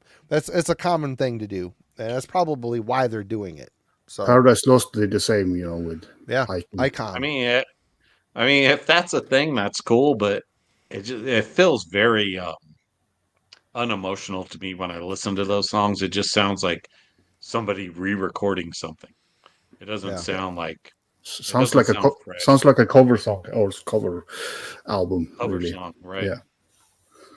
Yeah, and talking about this schizophrenia, I mean, they ended it with Troops of Doom. I mean, what a perfect way to set up what was coming Hey, with Beneath the Remains. I mean, really, damn, dude. it's Beneath the Remains, man, that record just pummels. Yeah. blows my mind. I got that was like one of the last albums that I bought that gave me goosebumps when I put it on, in the It's car. kind of a weird if you think about it, it's a weird transition from like they go from like this really brutal like underground black metal thrash stuff to their thrashy stuff to like a refined thrash metal band. Like Yeah. most bands get heavier. This band got like kind of lighter as it Yeah. goes on. Not lighter, but I mean they got more refined. Where more bands are like, okay, we're gonna start out like a regular thrash band and become a death metal band. They started out more like a death black metal band and became a thrash band, which is kind of odd to me, but especially for the time because all those bands were death metal at the time and Yeah. they chose a different route. Man, I remember the day I bought Beneath the Remains. I bought it at Camelot Music on tape. I'm like, oh, cool. This looks cool. Straight. This looks interesting. And I had money for one tape. It was that one. I walked through the mall, through Prangies, which was a woman's clothing store. My truck was parked out behind Prangies, and got in there, took off the wrapper. No, I had the Ford Thunderbird. I had a Ford Thunderbird at that point. Alpine stereo, put that thing in. I'm driving home. It's starting off the acoustic intro. It sounds the same melody line as Close My Eyes Forever by Ozzy and Lita Ford. I'm like, what the fuck is happening right now? I'm hearing this. I'm singing Close My Eyes Forever. And I'm like, this is, what the fuck did I buy? And then it like, da-da-da-da-da-da-da. And I'm like, oh shit. All the hair in the back of my neck stood up. I'm like, wow, blown away. Completely blown away. Floored how great that was. So good. Anyway, Camelot Music. Best record store ever. I miss it. Yeah, dude. That's my Dude, youth. inner self, man. That song. Yeah. I can't remember how many times I fucking skated to that shit. And it's funny being older and, all those songs are so simple to play. You get the right tuning and it's all riffs in a box. It's just the way they played them, and they had an amazing drummer to sell the riffs. They're good riffs because they're simple and they stick with you. They're memorable. I don't know. Great band. And the Beneath the Remains and Arise era really floored me 100%. I'm later on I did end up getting the Morbid Visions and all that crap earlier on Shark. I had a dual cassette from Shark Records that I bought in Grand Rapids that just didn't hit me the same as the other stuff. But I started at Beneath the Remains and went backwards. I got fucking Morbid Visions at Camelot in the bargain bin, in the cutout bin for like $2. Camelot always had a little section in the front that had all these cheap fucking CDs. Yeah. And that's where I got Morbid Visions. I already had the fucking vinyl and cassette, but I was like, oh, CD, $2? All right. They did the same thing with their vinyl. You'd go and they had like $1 records that had cutouts. Yep. I mean, that Voivod record I showed, I got out of the Camelot bargain bin for $1. It had a cutout. It's an original pressing. I missed that store, man. I loved it so much. So good. Anyway, Roger. Yeah, well, I'm going to Chile and a more recent band, Suffering Sights, with When Sanity Becomes Insanity. This is also kind of a borderlining death metal. It's a heavy thrash, but the vocals are more thrashy and a lot of thrash riffs here. But there are also some death metal stuff, but I think it fits into the brutal thrash category. Just another one of these excellent Chilean metal scene or extreme metal scene. And great bass playing as always when you come to bands from that country.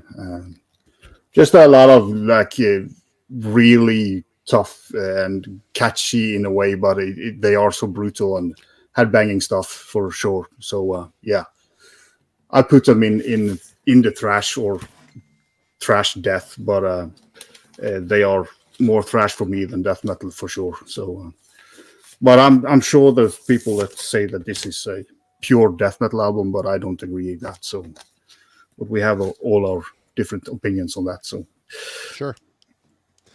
I do have to. Come out? What? Oh, When it this was a 21. Oh, okay. I do want to say, going back on the Camelot Records thing, I mean, that was a big chain store, right? It was in the malls, and it's just weird, the stuff I found there. That I got that Sepultura, Bestial and Devastation and Morbid Vision split tape from Shark Records from there.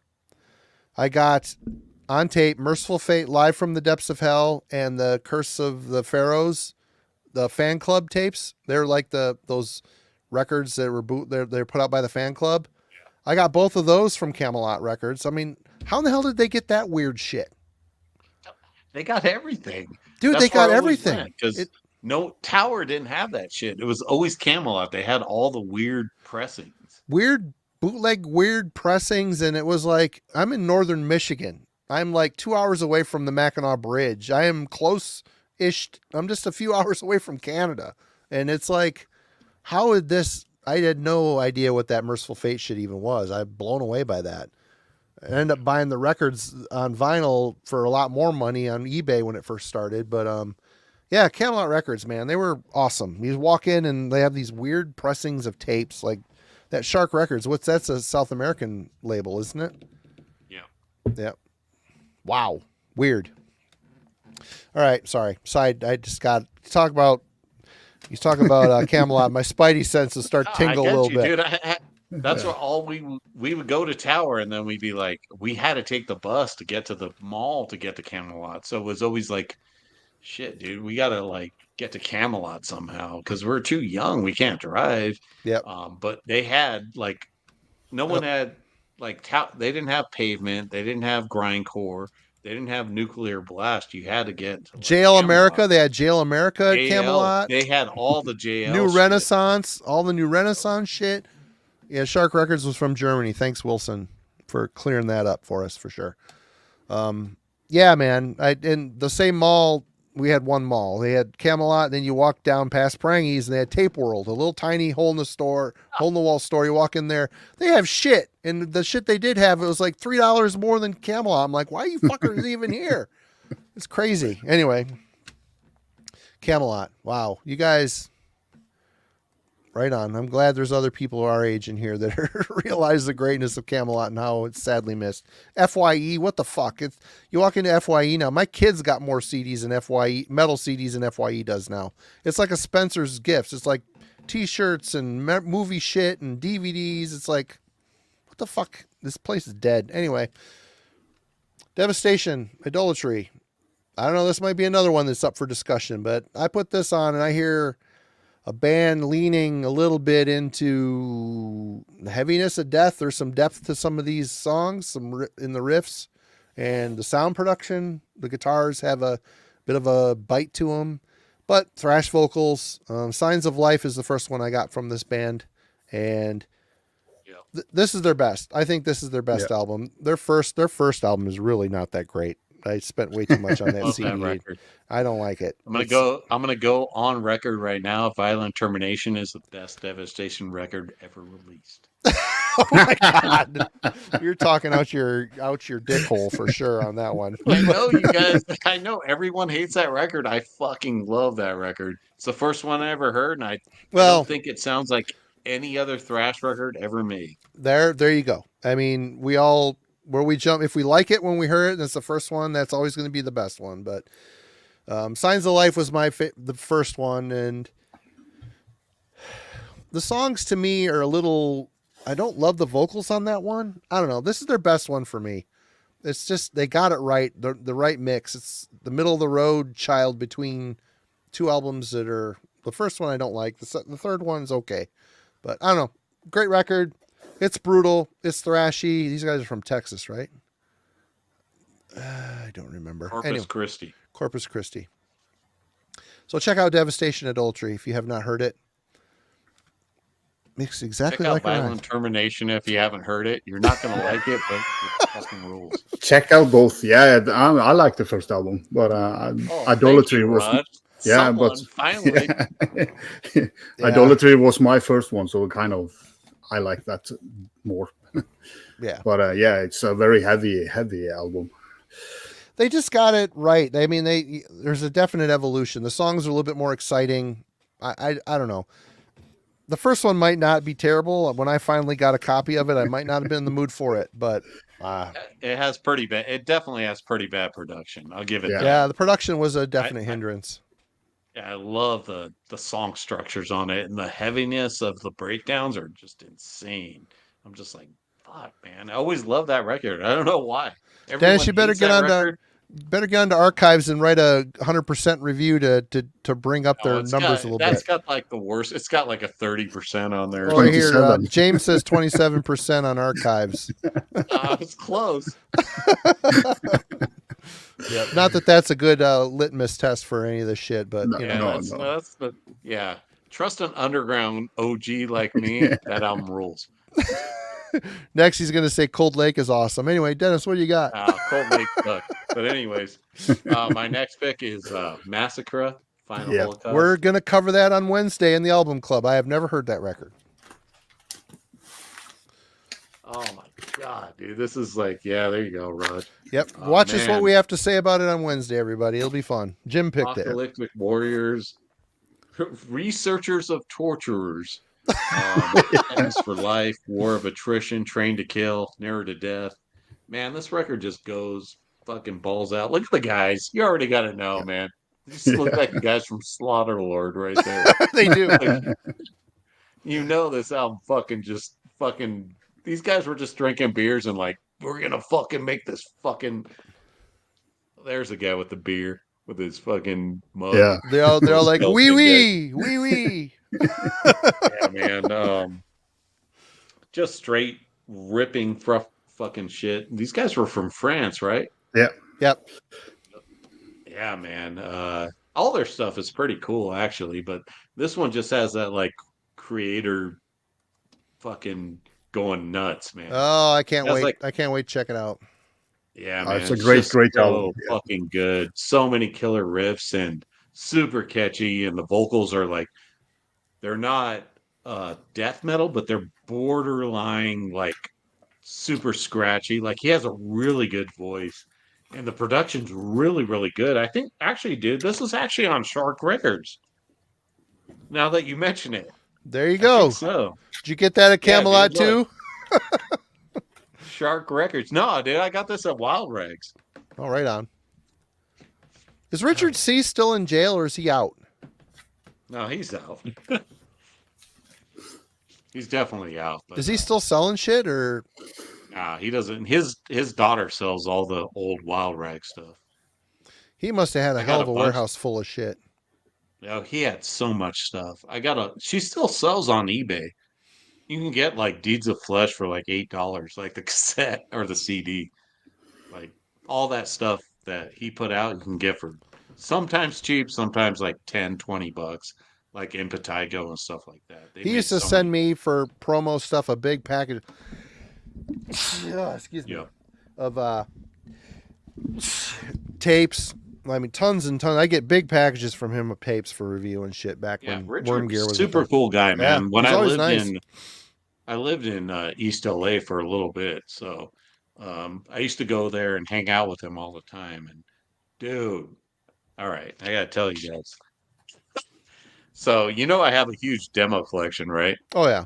Yeah. So Rich used to get all the demos from the bands. So they would send him all these demos, and he would put them in like plastic bins underneath the tables. And you pull them out, and you just start going through hundreds and hundreds of demos, $5 each, whatever you wanted. So you wouldn't know what the bands were, and you'd be like, "Oh, this looks cool, Desultory, whatever it is. Oh, they're from Sweden, they're from Finland. I'll take that. I'll take this." But man, he had so many demos, like which he never even advertised in his like order forms. But he had all those demos that because the bands would send them because they wanted to be signed by Wild Rags, right? Yeah. So they just sent him all these demos, and you just go under there and you just pull out like, all right, man, I'll take like 6 of these, and whatever money you had, you'd spend. And he was super cool. He'd be like, all right, Dennis, man, like this, check out this shirt or whatever. But I got a lot of stuff from him, and that was in, I want to say 1990 when I was over there living there, going to school. But yeah, super cool guy. and I can never say anything about Wild Rags. He got all this. I got all my Sarcophago and Sepultura from him as well, because he would get the imports. So Ah, yeah, man, great store, great guy, great label. For me, anyways. I get bands always like to say they didn't get paid and whatever, but that's a whole different subject, I well, guess. that happens everywhere. I mean, like Relapse, Yeah. all the Relapse bands said the same thing too. So, Yep. um, no, I remember the Wild Rag. You get that, it'd be a few interviews and um, all the like the catalog. You go through the highlighter and like the same thing with the Relapse catalog back in the day. You go through all the 7 inches and highlight them and buy two get one Yeah. free type thing. Like fuck, dude, I got to get all these things and I mean, the thing with Rich though, he was an OG dude. So yeah, I mean, he beat your ass with a bat. Like he was, he's not like he's a LA dude. So like, I mean, he's in East LA, so it's a pretty rough area with gang stuff and all that. So yeah. All right, Roger. Well, I can continue in France then and Aggressor oh, towards shit, Beyond. Also, kind of a little bit more deathy than Massacre, but still in the same vein, I would say. There was some French band back there who had kind of this similar style. A very small scene, but a very cool scene. I would say early Loud Blast as well is kind of linked in with this crowd or group of bands. So, yeah, killer album and really a band that's kind of overlooked. I think this album is pretty well known, but they do have their later stuff is good as well. So people should check out more of their stuff because I very rarely see anybody talk about any else than this album. So yeah, killer stuff.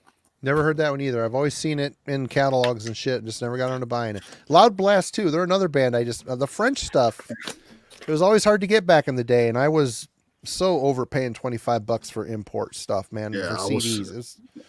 We had Massacre and Aggressor, and Loud Blast I'm a big fan of that Sublime Dementia, but that was when they kind of became a death metal outfit in a way.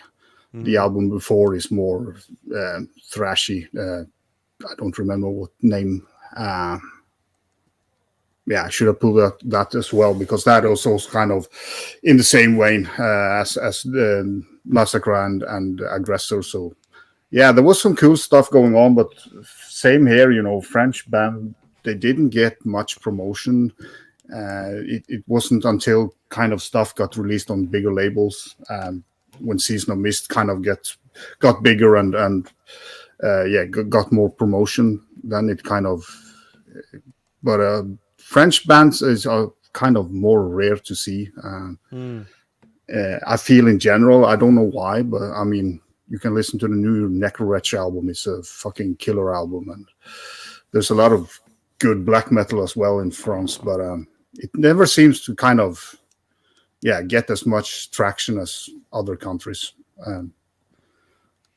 So you're just outside of Bergen, right? Well, it's 3.5 hour drive north of Bergen, but okay. Norway's a long country, so it's pretty close. So we had I had a mall I could go to and buy music. But what did you do? Did you have a store in your area, or did you have to go to Bergen to buy music? And yeah, well, I was lucky enough to have my uncle and aunt and my younger cousin, and he was also a metal fan. So he was kind of my main supplier of. I mean, when I went there, I had like 10 dub tapes and filled them up with music. So we always went shopping for music when we were down there, but we had a record store. It took us back when we were 16, 17. It was 2 hours with bus. Now it's like an hour with car, but the roads back then was crappy. And a friend he became a friend of mine, was working there. He was a metal fan. He was one of the early founders of 1339 or 1349. He was working there, and he had a big metal section where we got Battery Entombed and all that good shit. So but we always we went like 4 or 5 people, and we we didn't buy the same stuff, and then we Yeah. kind of made dub tapes. So it was kind of local tape trading in a way. Yep. So, Yeah. but every Same- time I was in Bergen, I came home with like 30 new albums because my cousin, he bought a lot of stuff. He had more money than me, so kind of, yeah, great times in a way. Yeah, great times. Yeah, me and my buddy Scott, we'd go to Camelot together. He'd start in the Z's, I'd start in the A's. We'd meet in the middle and show which tapes we have, and that was the same thing. That night we're dubbing shit for each other, and that's just how it went. Yep. You know, It's the same thing with me, man. My friend would buy fucking. He bought the Demigod. I bought the fucking Necrophilia. Fucking stuff, and then we just dub it and be like, "Oh shit! Like, check this out, Or what'd you get?" We listened to it on the way home. I was like, "Damn, dude, that Demigod's fucking sick. I should have bought that." Sick. Yeah, absolutely sick. But we didn't know. We didn't know what was what because you couldn't hear it. Like, you just had to guess, like, by the cover. Yep.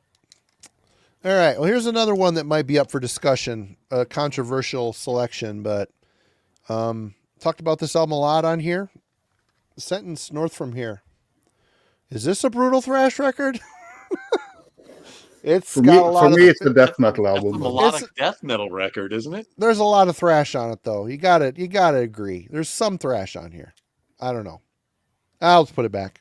I thought I could maybe squeak this one under the radar, but because I mean, you listen to the first album. The first one's a death metal album, 100%. Yeah. This one, it's a lot thrashier. It's got a little black in it. It's got some melodic death metal in it. It's got. Is this their best record? I don't know. I really love this. It's a fucking banger of a record, dude. I'm not gonna disagree. That record rules. Yeah, the fucking rules, and I love how it's like such a conglomeration of styles and. And nothing else sounds just like that album. That's kind of the first only thing album. It reminds me of is that and Unanimated are really good. Those first two records, yeah, man, those go together really good. One of those bands, we were talking about this the other day. First four albums sound nothing alike. They sound like four different bands. Same with Cemetery, the band Cemetery. Their first four records sound nothing alike either. It's like, what? Right? Yeah, it's weird. Anyway. Yeah, I don't have any Halloween. Sorry, Simon. I couldn't work it. I tried. I couldn't work it into this show. I'm a little pissed. I should have pulled one just to be a smart ass. But anyway, Dennis, you're up. Oh, shit. All right. Where are we going? Did I show Affliction yet? No. Yeah, Affliction. These guys are from like Azuka, California. Kind of near up. About 20 miles out of Los Angeles. Oh, man, dude, this record just rips. Starts with Funeral Parlor. Funeral Parlor. Fuck, man. You guys haven't heard this record. I think it came out in 90, I want to say 91? 92? This is a really hard record to get. 92. Yeah, 92. Record usually goes for about $450, but this is a re-release on Dark Symphony Records, but fuck, man, this shit just fucking look at the cover. It's got like this weird fucking reanimator shit going into the earth. Man, look at the guys. You can tell if you got a guy with a fucking like the Raiders like button up, you know it's gonna be good. So yeah, says the guy from the Bay Area. Yeah. It just, I mean, it's like Dark Angel. Again, I was going to reference Dark Angel on everything because I think they're like the catalyst of like Los Angeles bands. Like they just like have that thing to like everybody like tries to emulate them and try to be heavier, if that's a thing. Like, let's be heavier than Dark Angel. All right, let's do it. But yeah, man, this shit just. Every song just a fucking banger. Yeah, you've heard this, Raj? Yeah, I've listened to it, but I'm not sure if I have it or it's on YouTube. I do know the cover, and I remember it to be pretty good, but not. I remember hearing this record in like the 2000s, and I was like early 2000s, like, oh shit, that shit rips. Let me get it. And I'm like, what? $400? All right. And then they finally got a re-release. So if it's still available, definitely pick this up, man. Yeah. Just a fucking ripper. Like just another one of those records that just like doesn't stop. It doesn't have like mid songs. It's just full Yeah. on brutal thrash throughout the whole thing, which makes sense, right? For 92, because all the death metal bands were coming out. So the thrash bands had to like step up their game. Um, and you could tell by a song called The Damnation of Humanization. Tells you right there it's going to be badass. If you have a song called like fucking the fucking the what was the song Testament came out with, like the Green Zone or whatever that shit was, you know it's going to be bad. Speaking of Testament, next Friday, little show note here for everybody. We're going to got Mike, Metal Mickey coming on, and Darcy from Six Strings, Nine Lives. We're going to be talking about the Testament catalog and ranking them. So I need to start listening to a lot of Testament here in the next week. I'm sorry to hear that. Aw, some of it's awesome. Yeah, I like the first few records. All right. Roger, you are next. I guess everybody's heard of this album. Yep. We did another album club on that one too. Yeah. Yep. So yeah, Were you with us on that one? No, that was Jurgen. No, I don't remember. Anyway, no, I wasn't on. Not on this one. But yeah, I mean that title track here is fucking ripper song. It's a great record. Yep. Yeah. So this is of course a High Roller shiny reissue, but High Roller always do killer stuff with their reissues with posters and cool shit. So you get a big ass poster. High Roller is a great fucking label, man. Yeah, they put a lot of killer shit. High quality too. It's all good. Yeah, so this is kind of what I call vicious brutal thrash, but just a very energetic album. Little fun. Mine's on Disaster, Roger. Disaster Records. The original one. Little fun fact: the vocalist Mem Von Steen moved to America and started a band in New York City called Sun Descends, and our friend S. Craig Zoller. I remember that band. Craig Zoller played drums on the demo. That Sun Descends was actually good, Marty. Yeah, I've only heard the demo with him on it, but he didn't make it past the demo stage, but then he went on to quitting his catering chef job and making films. So right on for him. Okay, this is an album I'm a little late to. I just got this kind of recently-ish. But yeah, Mutilator, Immortal Force. Yeah, another South American band. Brutal thrash for sure. There's parts on here where it's not fast as grind, but it's got a crustiness and a speed that you could tell that they were maybe a bit influenced by it. This is on Grey Haze and Cogumelo. Must be a reissue, I'm assuming. But this is a pretty great record. It's pretty ripping, energetic, South American. There's just an underground charm to this stuff for me. The South American stuff, it isn't produced perfectly, but that's part of the sound. You know what I mean? And that's okay. Is anybody that knows more about this maybe can explain a bit more on this, but I figured it fit the bill. Yeah, no, I was late to that album myself, but it's a killer album. Yeah. I got that one at Wild Rags too when it came out on Cogumelo. And I have the demo actually. The demo is actually fucking better than that. So if you go back to that demo, it's way more brutal and almost blackish black metal type stuff. And then they got more thrashy, kind of like Sepultura. But that first demo, fuck, dude, that shit so good. But that record rips too, man. I thought I pulled it, but I don't see it here. So yeah, I'm glad I snuck one under the radar then, because the rest of my whoops. The rest of my stuff is maybe up for debate, but we'll see. Dennis, you're up.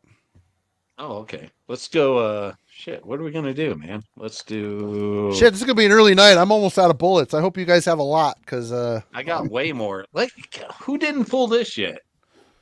oh shit, right? I Sodom didn't. tapping the vein, dude. The fucking most brutal, fucking It's an aggressive album, 100%. Yeah. It's a great record. aggressive Sodom album that's ever been released, man. It's a great record. Such a fucking brutal record.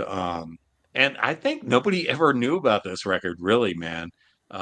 It came out and it's like it's got a really shitty like airbrush cover of a weird soldier.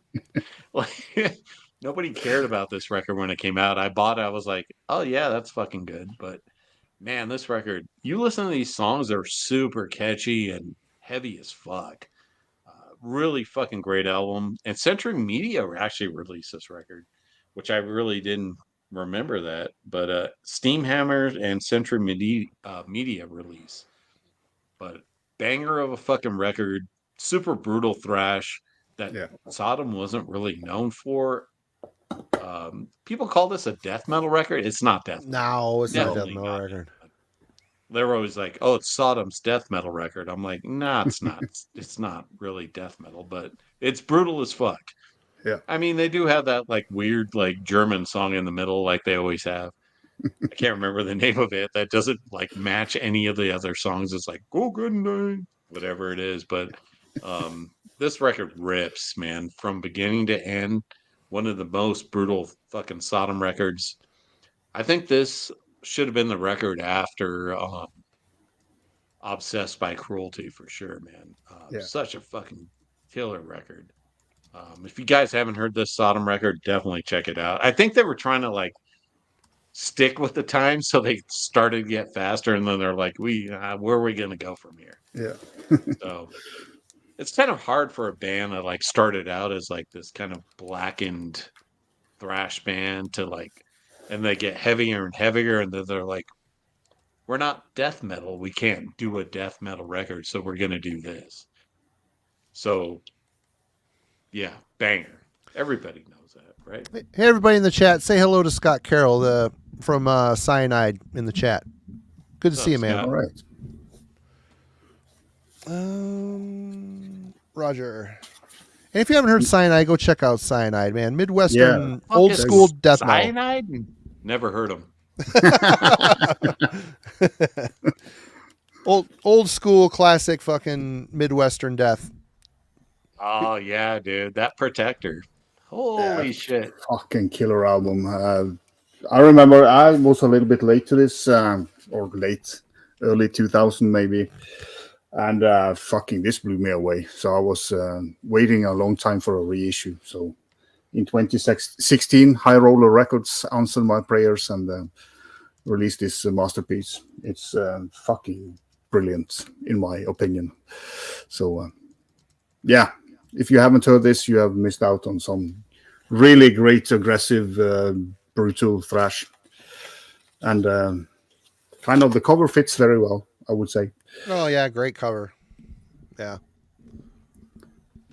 And, you know, when you put this on your logo, you will get some traction. All right. Well, this is probably the last one I have that's true blue, probably fits the mold. But Ripping Corpse, Dreaming with the Dead. I think a lot of people would maybe want to lump this in with early death metal, but man, it's very thrashy. It's at that, what year did this come out? This is 91.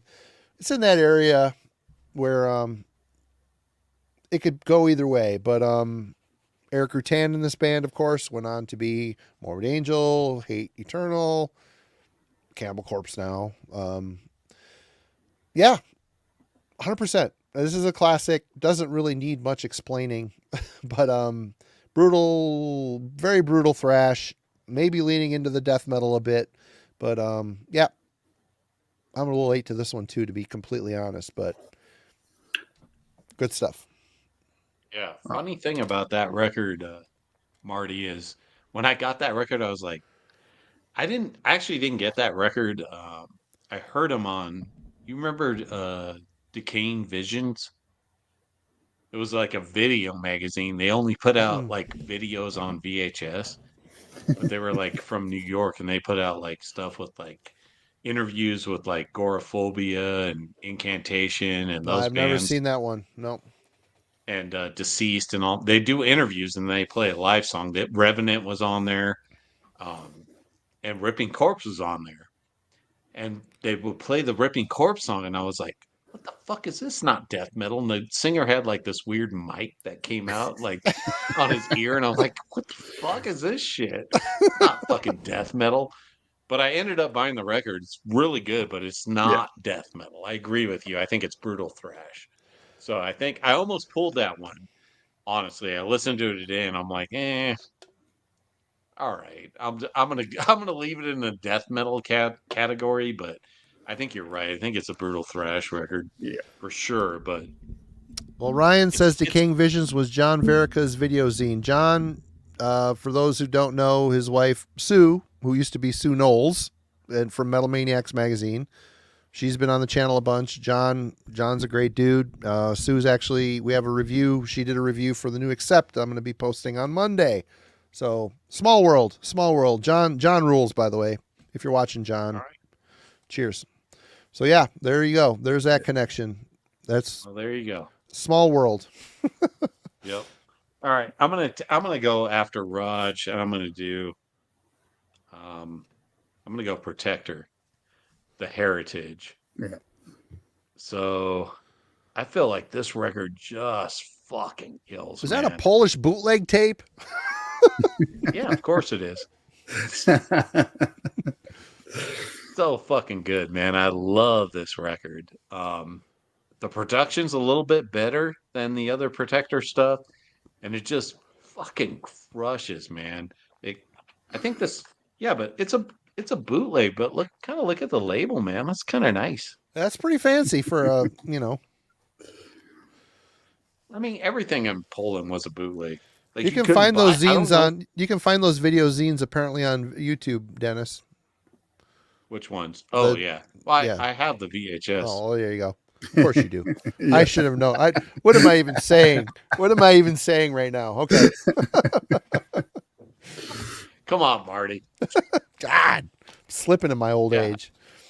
I mean, that was back in the tape trading days, so I was trading VHS at the same time. That's when I got the Decaying Vision stuff, 1 and 2. But man, this record, it's more brutal. I think the cover sucks. It's got like a weird shark eating a gladiator or something. I don't know what's going on there, but which makes zero sense. It does make zero sense. You know this one, Raj?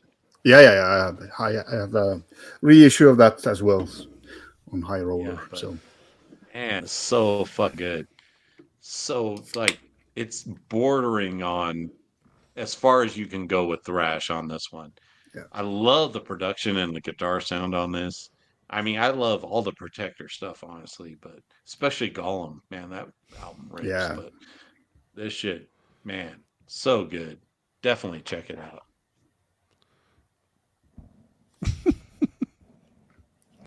All right, Roger. Yeah, I'm going to a newer band. Don't remember quite when this came out, 2 years ago or something. Deathrus from Canada, I think. I actually heard that. I can't read the title of it. It's so fucking messy. Evil. Unrelenting. There, yeah. Unrelenting malevolence. Yes. So yeah, this is kind of again an album that I thought was death metal.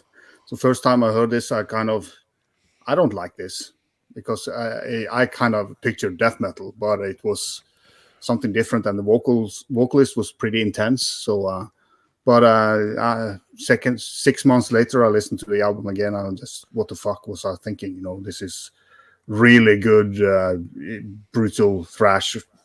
Especially the vocalist is very trashy, but the music is somewhat especially the guitar tone is a little bit death metal, but the riffing is definitely thrash. So, but a killer album, and Yeah, I slept a little bit on this because my first impression or kind of my head was kind of wrapping around something that it wasn't. So, but yeah, fucking killer album. Been spinning this a lot. So if you haven't heard it, go and check it out. All right. Okay, here we go. I always thought this was a brutal record because it's obviously a speed metal record. Just over the top. Kirk Holdfeld left Agent Steel and started Holy Terror. This band, God, this is another one of those Camelot purchases where I went through the prangies and walked out to my vehicle, put it in, and like hair on every part of my body stood up. This album, to this day, Keith Dean, rest in peace. What an amazing singer. He somehow made these sped up thrash, brutal thrash songs. He found melodic lines in there. You know, he's just spitting lyrics as fast as he can. He's still a very melodious, powerful singer. He made this album really special, even though the music alone is really kind of fantastic. Fast, accurate, technical at times. It's a brutal record. I mean, I would kind of lump this in with a Sadist type, even though it's not as caustic maybe as Sadist, but it's fast, energetic. I like the first album a lot, but I love this album. They needed to put a follow up to this, but who knows? The way the times were changing, they probably would have put out like a blues record or something. I mean, Probably. who knows? I mean, It would have weird funk stuff in it. yeah, funk, yeah, the mind funk infection or Mordred or something would infect it. But what band did Kurt Coldfeld go on to? It's popular. Fuck. I can't remember. Anyway, I can't remember. It's right in the tip of my. Anyway, this is great. I don't know if this really fits the bill as brutal thrash, but it's presented in a way that's very aggressive, and I always took it as very brutal. So, love it. That's in the aggressive thrash genre. Yeah, so that's for another Dude, stream. the next we'll get us together next time. We'll do the aggressive thrash, and then maybe some of my shit will be relevant, and then we'll do the brutal glam episode, and who knows what we'll get into. I keep hitting that button, damn it. Okay, Dennis, you're up. Oh shit! Check this one out. You guys ever heard of this band? Gamacide? Oh, they're awesome. Yeah. Scott Waters just reissued that on No Life Till Metal. It's a great album. Yeah, man. This is I think there was guys in Rigor Mortis in this, if I'm not mistaken. I can look it up. Hold on. Who know Momento? Yeah, man. Texas. This actually has the demo on it as well. I think this came out. Well, I don't know when the original came out. This is like a repress, but it's not a new repress. It's like a early 2000s repress. So, Yeah. But yeah, man, this one, if you like Rigor Mortis, and which I think I pulled Rigor Mortis too, but there's nobody in Rigor Mortis, but there's a guy that was in War Beast. Wasn't that a Rigor Mortis? That was Rigor side... Mortis. After when Rigor Mortis broke up, they did War Beast. Yeah, and then there's a guy that was in Puncture, the industrial band, the industrialish band that you turned me on to. Which one? Puncture. Oh yeah, that's a cool band. Yeah, I liked it too. You actually showed it, and I'm like, on one of your channels or some show you were on, I'm like, what the fuck? Because I like that style on occasion. Yeah. I pulled it up. I just got it here like 2 weeks ago. Finally, I found a cheap one on eBay. Anyway, of the debut. Sorry, that's a sidetrack. So yeah, there's no Rigor Mortis, but a War Beast and a Puncture. Anyway, go ahead. That's Brutal Industrial. It's another. It's going to be another stream. Yeah. But yeah, man, this shit just straight up fucking brutal thrash. With kind of definitely technical in some points, but man, this shit just, you can tell by the cover. When you get a record, like if you get Gamacide and it has a guy in a fucking hazmat suit pulling up nuclear waste bins, nails it. Yeah, nails it. You know what you're getting, right? Especially if you look at the back and you got these guys, you're like, all right. Yeah, man, this is pure fucking thrash, and it fucking rips from beginning to end. heavy as fuck, good production. Sounds a lot like Rigor Mortis, even if it's slightly connected, especially the vocal wise. But yeah, man, badass fucking shit. Definitely check this out if you haven't. The Exploited covered a Puncture song? That makes no fucking sense. The same Puncture? Are you sure? Huh. Anyway.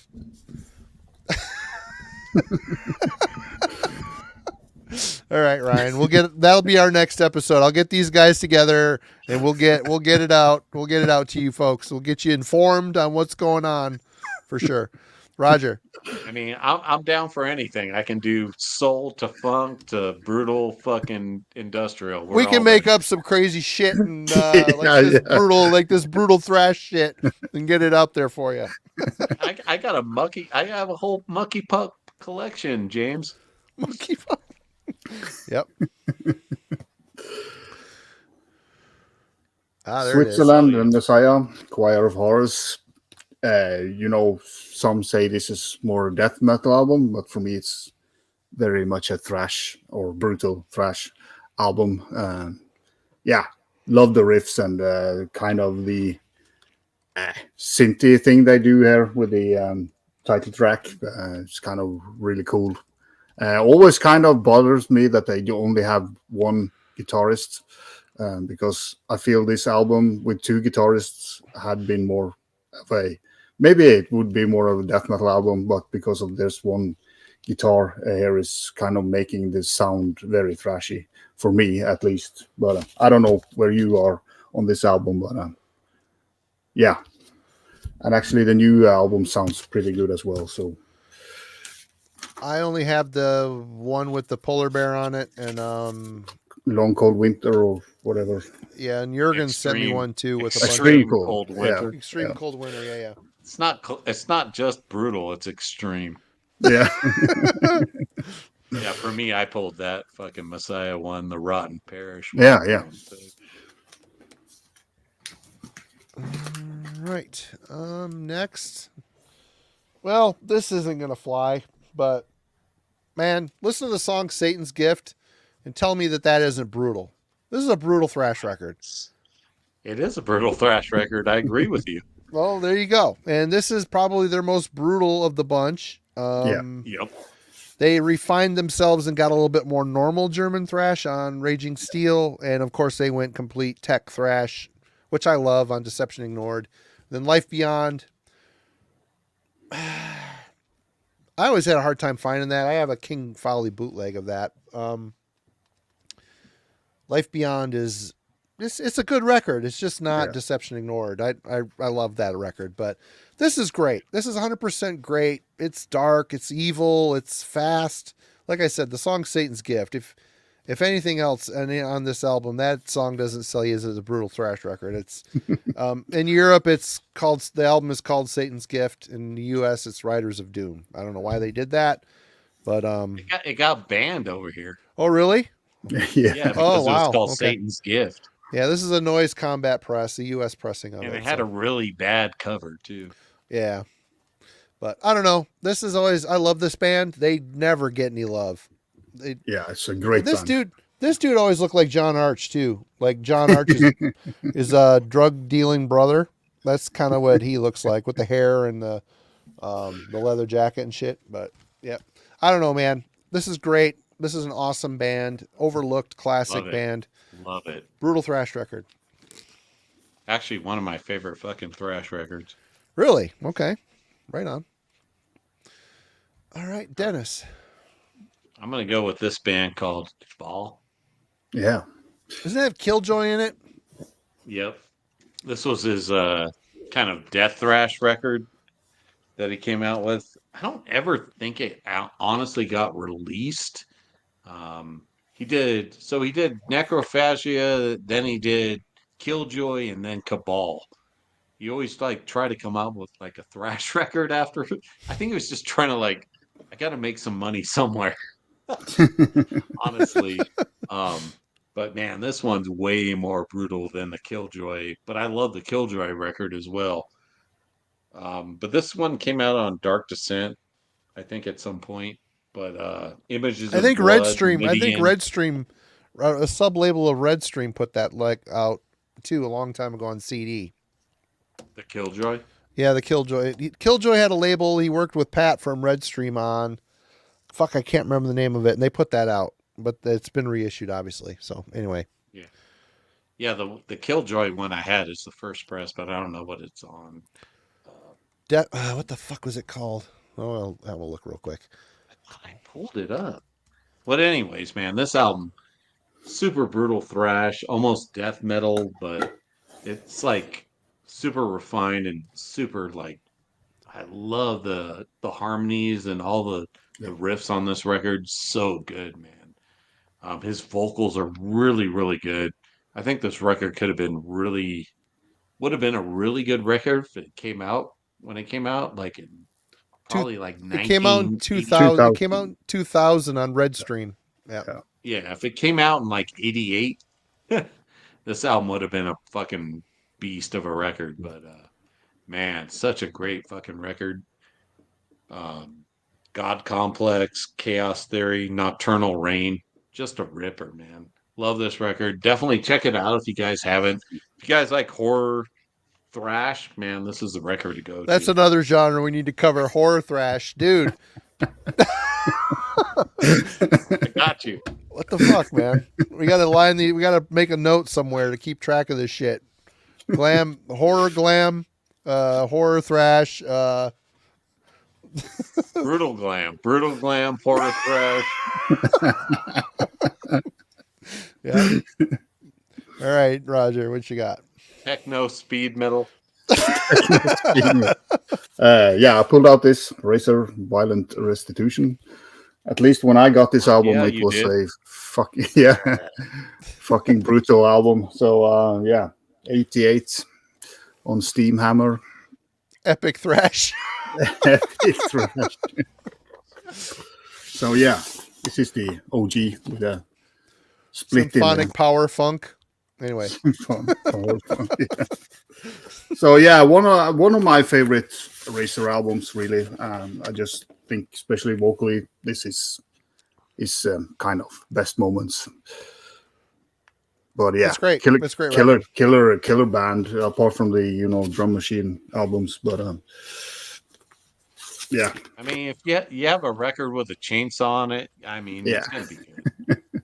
Is there a record that doesn't have a chainsaw on it? I mean, you got a chainsaw, it's gonna be good. It's not like, oh, what's this chainsaw? This shit sucks. Husqvarna thrash. They have to have that conversation too one of these days. Yeah. Husqvarna. Which or one? Steel. Husqvarna. That's a chainsaw brand. Husqvarna is the right pronunciation. Sorry, Husqvarna. Yeah. Yeah. Right. All right. Here we go. This is up for probably discussion too, but man, this band rules. No one ever talks about this band. Death Hammer. Yeah. Yep. This is their latest, Electric Warfare. God, I mean, yeah, there's a lot of destruction in this stuff. I mean, look at those pictures. So great. It's a two-piece, but they put a band together. They're a Norwegian band. This just super fast. It's like destruction turned up to, speed to 11. And I've got all their shit. And they're great. They're just so brutal, but energetic and fast and aggressive thrash. It's so good. A little bit of black metal mixed in with it. A little bit of, just classic thrash. I don't know. I always thought it was a little bit brutal just for the overall presentation of it. Love that Ibanez Destroyer, man. That thing rules. Get that Strat out of here. What the hell's up with that Strat? Come on. Anyway, good stuff. If you've never heard Death Hammer, check it out. They got a bunch of records, and you really can't go wrong with any of them. They all have. This is actually a cool cover, but some of their album covers don't look real great. I mean, they look like they were drawn by someone's 14-year-old sister with colored pencils. They're pretty bad, but they're pretty rough. It's kind of their thing, but I dig it. It's good stuff. Means it's good. Damn it. There we go. Yeah, he's quite a character, that vocalist, guitarist. They're great though. I mean, they're just and they're even good live. I've watched. Yeah, a bunch but I of mean, stuff. he's just zoning out when he's playing live. He's just giving it all. He's also playing in Pugner, Norwegian death metal band, and it's just full throttle. So cool, energetic dude, and he's really. I mean, he's really metal to the bone. I mean, that guy he has no money, and he can travel to a festival in a different country and sleep on benches and in parks, whatever. He doesn't care. If he wants to see a band, he's gonna see it. So no matter what. That's amazing. That's really amazing, and it's really cool that the climate in Europe. I mean, I'm jealous. I've always been jealous. Me and Jurgen have talked about this a lot too. It's just you don't have to go through too many countries. You could do it in 3 hours. You can drive through a couple different countries. It's great. That's why festivals are so great here. Here, it's a process. I mean, America is a big freaking stupid country, and you got to travel. You got to travel, and they just don't care about metal like they do in Europe. It's kind of It's a bummer. Anyway, Dennis, I'm gonna go pee again. So talk a lot. I'll be right back. I don't know if I could sleep on a bench, man. I know. My old age, I need my sleep apnea machine too. I have to have a plug or a generator. That's what happens when you get old. You have all these accoutrements when you go to bed just to stay alive. Anyway, I'll be right back. All right, check this one out, man. Necro-death. Yeah. Fuck yeah, dude, man. Into the Macabre. No one ever talks about this band. No. I don't know what the hell's going on with these guys, because these guys are from Italy. I think this came out in like fucking 89. I'm trying to pull out the cover so I don't get that fucking glare on it, but that's a cool cover too. Yeah. Yeah, man. The first song's called The Flag of the Inverted Cross, so you know it's going to be good. Mountains of Madness, got a HP Lovecraft thing going to it. Necro Sadist, Internal Decay, Graveyard of the Innocents, The Undead. Fuck, man, this is super fucking really, really good brutal thrash, and it has like a really good atmosphere to it, almost like a really good horror atmosphere, and it's so like. It's like a one-off type of thing. Like this and the second album are so good. What's the second album called? It's got a maze on the cover. I can't remember the name of it, but that album was really good too. I do have it, but I kind of,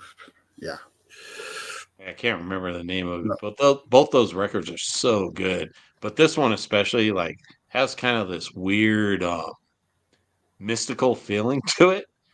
Yeah, that's kind of a little bit of an Italian thing. They have kind of, when you listen to Mortuary Drape and stuff like that, there's kind of a very similar atmosphere to it. I don't know. They're very big on horror in a way. They're down there, so it's. I don't know if that is kind of an influence for them, but it might be. Yeah, it's almost like a Fulci or Argento type of feeling. Yeah. Fragments of Insanity. Yeah, thanks, Devin. Yeah, both those records, man, so good. And this one, it's so like heavy and dark for the time it came out. Just a fucking banger of a fucking record. Definitely check this one out if you guys haven't heard this one. Very dark. It has a dark vocal to it as well, almost like a Brazilian type of feel to it. But yeah, man, just a banger of a fucking record that no one really talks about. No one ever talks about Necro-death, honestly. No, that's true. Have to change that. Yep. That's what we're here for. Change the world. Roger. We just changed the world, Marty. You missed it. Well, I did too. I changed my world by taking a pee. It was much needed.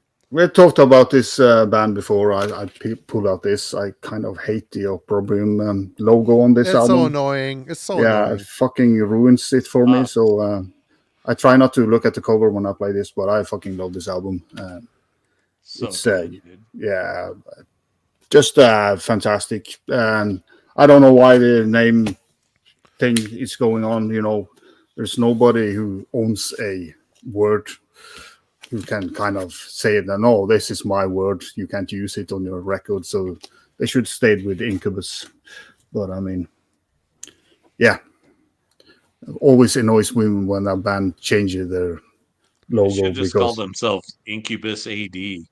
for example, yeah, something like that. Yeah, just Incubus for Christ. something with Incubus. So yeah. Good album. I never bought it. I never got a It's copy, like a but I've heard it. weird thing. Why are they Christian? That makes no sense. Yeah, I started hating this album. Not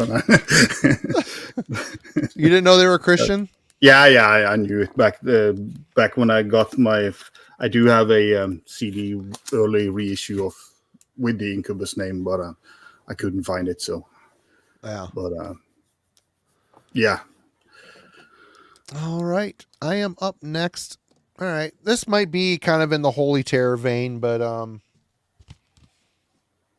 Numbskull, Ritually Abused. It's pretty thrashy. Like I said, I'm drawing at straws at this point.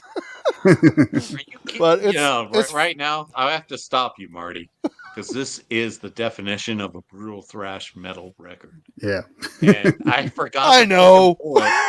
I forgot to pull it, but fuck, man, this record fucking kills. This album rips 100%. Mine's an NMC radio promo before the channel got taken over by a couple of Christian folks that changed the metal show to a Christian metal show and all the shit. Only played Incubus and Mortification. They only played Mortification and a bunch of other stuff, which, it's fine. I got turned on to some stuff in that realm as well, but yep. This is a great thrash record. 5-man speed metal, thrash, hardcore, whatever you want to call it band. Brutal force combined with an incredible amount of skill.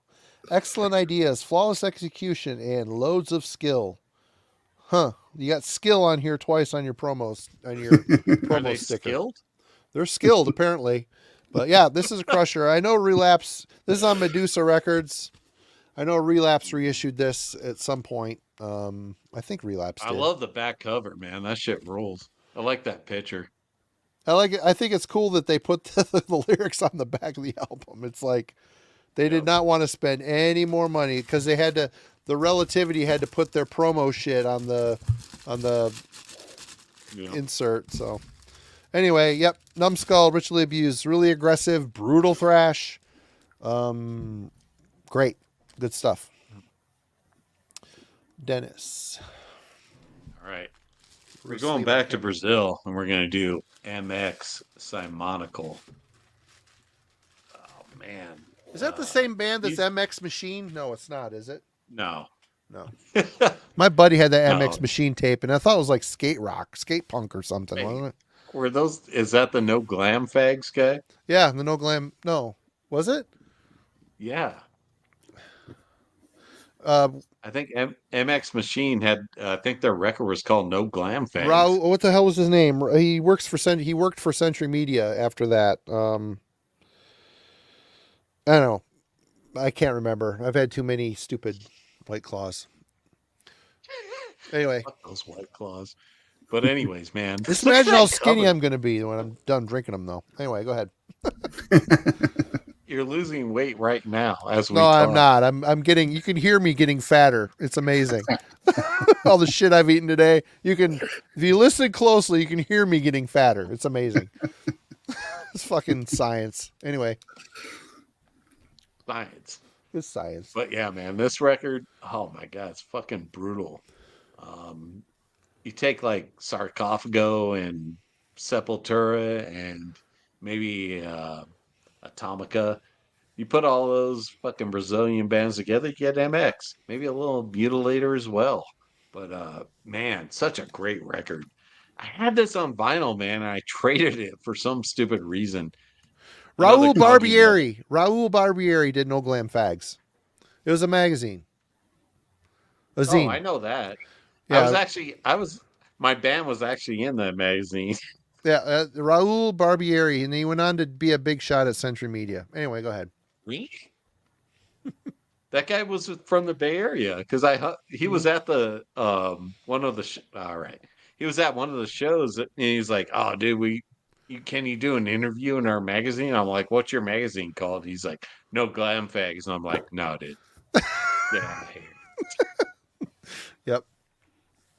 But yeah, man, Simonical, and they have another. Their first record, Mental Slavery, is fucking killer as well. But man, this shit rips, and this has the demos on it as well. It's actually on Cogumelo as well, so it's a actual real press. But man, this shit rips. You ever heard this? Oh, dude, you're No. right, James. I'm so fucked up. Maybe it was Marco Barbieri. I know the name. You're right. God damn it! I think you're right. Anyway, go ahead. Yeah, man, I got the this shit, Barbieri right. the song Jason on here about Jason Voorhees, that's sick. Man, that's such a great record. And the first one too. Really, really good fucking brutal thrash. But they never went death metal. It's like just on the cusp. Kind of like schizophrenia. If you like schizophrenia, you're gonna like Yeah. this shit. I will check it out. Seal of approval. I'm getting to the bottom of this right now. Marco Barbieri. Forget- Marco Barbieri is the editor of No Glam Fags. Printed and stapled zine. Yep. Right on. Okay. Raul, I don't know where I got Raul from. whatever brain cell I had that had the word Raul in it died and it came out and yeah. Anyway, Roger. Yeah, I'm going back to France and a band I didn't mention last on our discussion of. You think that's a is thrash Merciless. record? I think it's a thrash. I think this band in general is very thrashy, brutal thrash. Man, That's death metal, dude. Substance Do you of think so? Purity on that album is so fucking good. What a great fucking song. I think it's a death metal record, but I mean, I can see where you're going. I can see Yeah. where you're going there. so but yeah, as a kind of older albums are a little bit kind of the more to the thrash side. I feel personally, but That's a great fucking record. Yeah. I love that record. So, but they're still going strong. Their latest albums are. That record rules. Yeah. I love when people are like, "Oh no, man, that death metal record sounds thrashy." I'm like, "No shit. Where do you think death metal comes from?" Yeah. Right, exactly. Yeah, but it's kind of the thrashy way they play it. So, it's kind of, I know it's the same, grips and riffs and stuff like that. But yeah, so I always had, for Merciless side, I kind of always had them in a death thrash kind of. But that's me. There you go. Psychic Vacuum, Not borders good, on dude. thrash and death. So there you go. Record. It's a killer record. I don't give a shit what the hell it is. Call it brutal, brutal glam funk. I don't care. It's awesome. This is a stretch, but I wanted to get some sort of a black and reference in here too. So no one ever really talks about Necrocurse. You guys heard this one? Oh Yep. shit, yeah, dude. Grip of the Dead. It's got the dude from Niflheim singing on it. It's got Nikki Terror from Death Witch and a million other bands in it. Rotting Vomiter and Bastard. I don't know who the hell that is. But Hell Butcher from Niflheim. This is a great, catchy, aggressive, blackened thrash, kind of brutal at times record. Yeah. I don't know. I always dug it. No one ever talks about it. I don't know if it's just one of those things that came and went. No one gave a shit. Came out on Blood Harvest a bunch of years ago. I don't remember when this came out. I know we reviewed it on Worm Gear when Worm Gear was on the web only, and I bought it after hearing the promo for it. So It's on the World Wide Web. it's on the World Wide Web. But yeah, check this one out. Necrocurse, Grip of the Dead. Aggressive, brutal, blackened thrash. Fucking rips. It rips hard. All right. What you got? All right, I'm gonna do a 4 CD. I'm gonna go straight up Holy Moses. Fucking Reborn Dogs. Just fucking destroys. I have still not heard a whole lot of Holy Moses. It's one of those things I've been meaning to pick up their stuff. You got, if this is their probably one of their heaviest fucking records, came out in '92. Just fucking kills, dude. And someone mentioned Toxic Shock, so I gotta do Toxic Shock. Welcome Home, another fucking ripper from, I think this came out in '90. It's on Nuclear Blast. Look at that old Nuclear Blast logo. That shit ripped. Wow. And I'll do Raped Ape because we didn't talk about Raped Ape yet. It's such a great band name, man. Raped Ape. And let's do this one. Mandator, Initial Velocity. So I'm just doing 4 because I have so many fucking records here. But man, these 4, like you guys, it's like a perfect picture for my profile. Yeah. Is there a stupider name out there than Raped Ape though? I mean, really? I mean, I don't think so. I don't think that might be the stupidest band name ever. One of the top 20 stupidest band names ever. Marty, is it the stupidest or the smartest name? No, it's you stupid. Gonna remember? It's stupid. You gonna remember? Are you gonna remember Raped Ape when they played last week? Sure. Yes, you are. Yeah. Just because it sticks in your head doesn't mean it's good, you know. But it is good. This shit rips. Yeah, it doesn't have a logo. It's a font. Come on, that's lame. Yeah, because it came out in fucking '91. Whoa, this is weird. This is on Leviathan Records, but it has a bunch of weird pounds, like how much you can pay in pounds on the back. So Leviathan Records was apparently English. I think it's Japanese. It's like, maybe it's yen. I think it's yen. This got re-released, I think, on Vic Records or Dive Bomb re-releases. But this is the OG press. Man, this is heavy as shit, dude. I remember getting this and being like, Raped Ape, what the fuck is that? But yeah, they have a song called The Crusher with a K, so you know it's gonna be.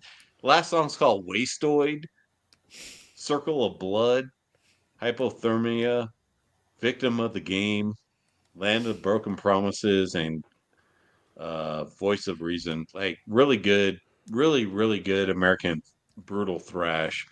Definitely check that one out. You guys know Mandator? Yeah. Yeah, this one's the best one, I think. Definitely really good fucking ripping thrash. And then the Toxic Shock. I think this one, someone's mentioning in the comments. No one ever talks about Toxic Shock, man. This is really good. And Nuclear Blast was really high on these guys when they were coming up. And yeah, man, 1990. True Insanity. That's all I can read on the back because it's so fucking small and I don't have my glasses on. But do you remember the yeah, cartoon man, from back in the 80s or 70s? It was called The Great Grape Ape. Yeah. He was the big purple ape that rode on top of the car. Yeah. Yeah, that guy, yeah. that was cool. Yeah, but these 4 records, fuck. There you go. Brutal Thrash. Especially the Holy Moses, man. Probably the most brutal out of all these with the female singer. Man, just a banger. They're still at it too. They still kind of kick ass. I've seen a couple newer videos and they still sound good. Yeah, they have released their last record. Yeah, the last album is their final album. Oh, their final? Yeah, okay. Yeah. So, yeah, just like Slayer's never gonna play again. Well, yeah, but I don't. I don't know if they will continue touring, but they wouldn't do any more studio albums. Was their statement after that album? So, and there's think of that new. What's up? What do you think of that new Kerry King stuff? I think it's boring. The first song is very Slayer-esque, but I don't give a shit. I haven't given a shit about Slayer since Divine Intervention, so. I like the Lost Slayer album, but you know, it sounded good, but I still don't care. You know, I don't know. I just think that Kerry King is just a weak. It's weak in a way. It's kind of, yeah, but I mean, there's kind of no energy in it. I've just listened to 3 songs, but it's kind of flat out boring, and I don't like the vocalist trying to be Tom Araya. It's kind of Right? it would be better if Mark, he like Mark from Death Angel, just is like, I'm gonna sound like Tom on the last record.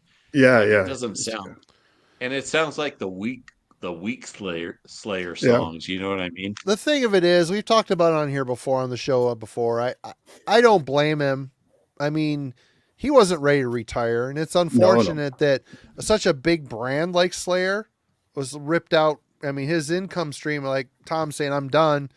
Yeah. Fuck, man, what do you do? He's doing what you got to do. He's continuing on. You're going to get a lot of Slayer fans. They're going to follow. And it's cool because he could have called it Slayer, but he didn't. You should call it KK Slayer, like KK Priest. Yeah, KK Slayer. I was the same way. Calling it Kerry King, it's like, that's so stupid. But I get it. Like, no one's going to throw me out of my own band. I'll end this when I want to end it. Yeah. I get it. Here's a guy. What's he going to do? Go get a job at Art Van? Is he going to go get a job at IKEA? No. I mean, he's been, since he's a kid, been playing this music. You got to do something. You know, he surrounded himself with some good people. Yeah, for sure. You know, but, Phil Demel's a goddamn monster on guitar. And I just kind of hope that it would be better. I mean, more energetic, and I don't know. Yeah. It doesn't feel like I just felt like they should just write something different that doesn't sound like the last Slayer record. Yeah. Like all they're doing is like, okay, we're going to just sound like Slayer. But he probably doesn't know how to write different. You know, he's kind of what he's been doing for 40 years. So. And it's tough because he's all of a sudden the one that's got to write it all. He went from writing, like here, Lombardo Hanneman was the heart of Slayer, CBN says. Yeah. You know, and when people when Hanneman died, people are like, Slayer should quit. No, they shouldn't. No. I mean, that's just a sucky thing that happened. Yeah, Slayer's going to change because Hanneman wrote killer riffs, but I don't know, man. It's just, it's tough. I get why these guys soldier on because it's all they know. It's all they've done. I watched an interview with Kerry here not too long ago where he was saying it's weird because all of a sudden now I'm taking my new band out on the road and on these festivals, we're not going to be as high on the bill. You know, we're starting over kind of thing. And I feel bad for the guy. I feel kind of bad for the guy. What do you do? But he's still going on. He's doing it. More power to him. He's going to get some success, but it's never going to be Show No Mercy. It's never going to be Rain and Blood. That hasn't happened in Slayer in a long time. It just hasn't. So yeah, but if he had gone for a different vocal style, you know, made him sing like he normally sings, it might be more interesting. Now it's just kind of copying everything else instead of kind of renewing himself would do him good, I think. But maybe next album, if the other guitarist will involve himself with songwriting, you never know. But I mean, I understand why he does it. I mean, I'm not saying he shouldn't, but I just, you know, felt a bit disappointed on really the energy of it. It just was flat out like boring. Yeah, it doesn't seem inspired. It just seems like something I have to do. Yeah, it's like a job. You know what I mean? Like I got to write these riffs. Like, what do we write? Like something that sounds exactly like something we already did. All right, it's like safe. Well, really, you got to look at it this way. The only thing that's really changed here is Tom, because you got Paul Bostaph on drums, you got Kerry King. That was Slayer. Other than Gary Holt, basically Kerry King wrote all the shit at this point. Gary Holt came in and played solos. That's the same thing Phil Demel did. Kerry wrote all the music, all the lyrics, and said, here's write your own solos. So he did his own solos. This would have been the next Slayer record. If you had Tom, if you think the music's boring, put Tom Araya on it.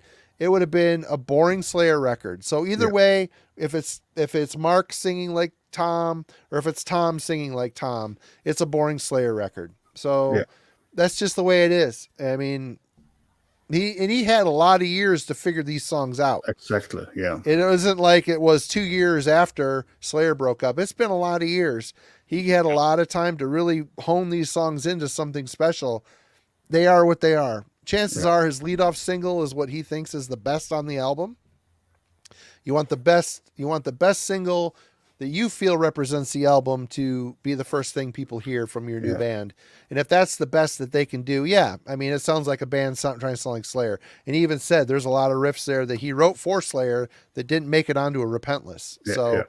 You got Castaway, Repentless riffs plus a whole bunch of new shit that would have been the new Slayer if that band continued on.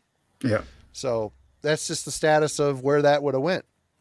Right. But you have to think where he's coming from. He's trying to write songs for fans that like those records, not for guys that like us. I guess he's trying to like keep the band going where it was going. Yeah. So it makes sense. Because guys like us are going to be like, "Oh, that shit sucks. We want something that sounds like Hell Awaits and Show No Mercy and Rain and Blood." And he's like, "No, like this is our fan base where it was, so I got to keep that going." Whereas the old guys are like, "Oh man, that shit's fucking boring and lame." Yeah. But if he wrote something like Hell Awaits, do you think that would go over right now with new fans? They haven't wrote something like Hell Awaits in fucking 20 years. Yeah. Exactly. That's what I mean. More. Like new fans would be like, "What is that? That doesn't sound like Slayer." Yeah. And for me, I love Hell Awaits, but of the first three, it's my least favorite. I love Show No Mercy. Yeah. I love Rain and Blood. And in fact, when South of Heaven came out, I was pissed. I didn't want slow Slayer. I wanted Rain and Bloodier. Yeah. That's what I wanted. The album Rain and Bloodier. I mean, you're wrong. I'm wrong. I know. I think Hell Awaits rules. That Slayer's ever written, but I'm on Show No Mercy myself. So Show No Mercy is so good. It's a hard record to follow up. Show No Mercy, Hell Awaits, and Haunting the Chapel, then Rain and Blood. Yeah. Yeah, the Haunting the Chapel I forget to put in. That's got Chemical Warfare on it. What a great fucking song. That's a great EP. Great EP. But anyway, I mean, I don't blame the guy for continuing on, and I didn't expect it to be good. No, neither did I. I just hope that it is kind of the energy. It's kind of, I would think that he would be more kind of enthusiastic, making his own way with his own band and stuff like that. He's full in charge and kind of, let it show, but it's kind of just, Yep. But I kind of feel like it kind of represents what we're talking about, because I think Rain and Blood is kind of where the pinnacle of brutal thrash goes to, and then these bands took from that. So I think like that, like Slayer in general, like going up to Hell Awaits, Rain and Blood, like that's where these bands took off in brutal thrash. Like everyone has to write a heavier record than Rain and Blood. So it makes sense. And really being in a band myself, I mean, we're starting to write for our third record, and I'm not going to lie. You think about the first two records you did, you don't really think about it much when you're writing those records. You just do it. And now you got your third record and you're like, oh, you start to overthink it. You're like, how are we going to do, move the ball forward and make it good and maybe try to sound like we progressed. And can you imagine being a legacy band and have such a big fan base that you got to try to make not that making everybody happy is the goal of a musician, but you want people to buy your record, right? You just do. Subconsciously, you're like, I want to stay heavy. I want to stay, in my case, I want to stay brutal. I want to stay catchy. I want to stay old school death metal. But you start thinking, I mean, the last record, we come to find out when we're recording the album, like, oh shit, this is a riff that's very similar to this one, same notes. I'm not a guitarist that practices and tries to move the ball forward. I do what I do, and that's all I fucking do. And I'm only going to be this good. It's as good as I'm going to be. So I mean, I can't imagine the whole world holding your foot to the fire over Rain and Blood, or South of Heaven. So many people love South of Heaven or whatever. You got to be as good as that. You're never going to be as good as that. You're just not. It's a lightning in a bottle moment. You're never going to be as good as Hell Awaits. You're never going to be as good as Show No Mercy. You're just going to either put out lesser versions of that record if you never change. Look at Obituary. They've been putting on the same fucking record how many years have they put out the same fucking record? I mean, they put out a couple amazing records, and even their new records are pretty good, but it's never anything, amazing. It's just the same record. It's Cause of Death, 5 records down the road, I mean, Cause of Death was like their pinnacle of like Obituary, and then like after that, they just had to like try to do Cause of Death every record, but they never could because Cause of Death is very, very unique. It sounds like it sounds like Slowly We Rot with more intricate, like technical riffs and more. I want to say more like you can get into that music more than Slowly We Rot. Slowly We Rot's a death metal record. Yep. Cause of Death is a death metal record that is accessible to somebody that doesn't like death metal. Like if you so is the Incomplete, because they tried to rewrite Cause of Death. Incomplete sounds like Cause of Death too. Yeah, exactly. Like they're trying to like Cause of Death was like, okay, we're in. Now we gotta like beat this record, but we can't because that's it. We're done. You know what I mean? It's like no one can write a better record as far as Obituary than Cause of Death, because that was their pinnacle of their discography. No one's ever gonna say anything's better than Cause of Death. I guarantee it. If somebody says Incomplete is better than Incomplete, they're wrong. It's the same album. It's the same album minus a cover. Yeah, and minus like the catchiness. It's not as catchy as Cause of Death. Mm-hmm. I mean, Chopped in Half is like the catchiest song that Obituary has ever written. I'm fucking chopped in half. Like, come on, man. No one's ever gonna do Obituary is never gonna do a song that anyone says is better than that as far as catchiness. Just like no one's gonna say like Cannibal Corpse can do a better song than Raped and Strangled, right? Yep. Yeah. Like that's their concert song. Raped, Stripped, and Strangled, right? Yeah. Or Hammer Smash Face. Yep. Mm-hmm. Those are their 2 songs that they can't beat. Yep. It's tough. And, I feel bad, as a guy that I don't want to call myself a musician. I play guitar, write some songs. I help write some songs. It's tough. I get why these bands struggle, man. You do what you do the best you can. It's not like these guys go out, they put out an album, they go on tour for 2 years, talking about bands big like Slayer, and you're playing your stuff. You're in your bubble. You're not like trying to figure out all this prog stuff and moving your skills. You're going to put out another Slayer record every time, or it's tough. It's tough. And I applaud Kerry King for moving forward because he's got to. I mean, that's all he's got. He's not ready to retire yet. He can probably live decently off of the residuals that he gets from Slayer. They could continue to put out new Slayer merch, new Slayer t-shirts, reissue every anniversary, reissue whatever album is on an anniversary with a new special mix or extra tracks of Tom farting in the recording studio, whatever. It doesn't matter. You can live off that catalog at this point, but he's not ready to be done. And that's fine. That's fine. We don't have to love it. We can bitch about it, but still, I applaud him for trying, but it's tough. It's a tough road to hoe. But it will be kind of interesting in a live setting, because half his set will be Slayer songs and half the set will be his songs. So he's not going to go up there and play the whole Kerry King album. There's no way. He's going to. So it's kind of that's going to be a little bit weird. So yeah. I mean, that's cool. I mean, well, isn't Slayer like actually playing somewhere? They're playing a couple festivals. Yeah. So that complicates. And like Phil Demmel, I saw a thing him saying that we didn't see the Slayer thing coming. It wasn't. They had no idea. So the Kerry King band didn't know it was even going to happen. So all of a sudden, what do you do to your live set after Slayer goes out and plays 3 major festivals? Kerry King would probably like to get on those festivals, but are you going to go up there and play a bunch of Slayer songs along with your new shitty Kerry King? It kind of muddies the waters a bit with what it kind of fucks up his rollout for his album. You know what I mean? Exactly. But he's not going to say no to a Slayer reunion to go play live No, because it's a lot of money. that's going to be they broke up. They're going to be headliners. You know. Yeah. Pretty much what he wanted anyways, and then they were like, oh wait, people want to hear this, all right, let's get back together, guys. Yeah.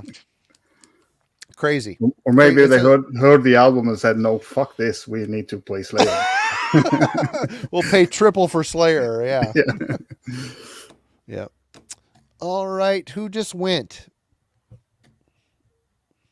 I don't know. Dennis had 4, so Okay, it's Roger. Oh There you yeah, go. I did 4. Iron there you Maiden, go. Hellish Crossfire. I think it's pretty brutal. I don't know if it's in the mark, but yeah. Always Love the mustaches. Mustaches sell it. Yeah, and they're so thick Glasses and sell it for me. yeah. Baphometic Fanny Packer, you're probably right. $5 says they play the same set list as their last tour. I bet you they do. Why wouldn't they? That's what they practiced. Right? Of course they're going to. Anyway, go ahead. Sorry, Roger. I didn't mean to cut you off. Yeah, well, I can continue then. Swedish, Eternal Evil, more early creator worship. I'm writing Eternal Evil on my list. The Warriors Awakenings. They put out a new album last year, but that's a little bit change in kind of more technical, and I mean it's not so bad in that sense, but this is more raw and straightforward, brutal. The newer album is great as well, but I prefer this one over the new one. So pretty young dudes as well. I think they were around, early 20s, maybe now. Scott has a good point here. What am I less interested in? A Kerry King solo band show or a fake Slayer reunion? True. 100%. What else you got, Roger? You got more? Yeah, I got more. I'm out of bullets, so it's you two just running through the rest of your stuff. More. Ripper from Chile. Yep. Experiment of Existence. I might have that one on tape. I have one Ripper album, and it might be that one on tape. Yeah, it's a killer thrash.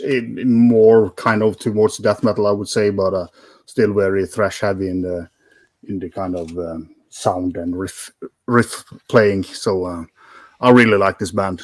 They have kind of the energy, and in a period of when a lot of the thrash band came out, had a very kind of tiresome vocals.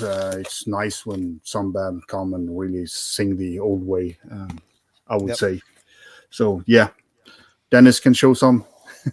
All right. Shit. All right. You guys, this fucking record, man. Schizo. Yeah. Mainframe Collapse.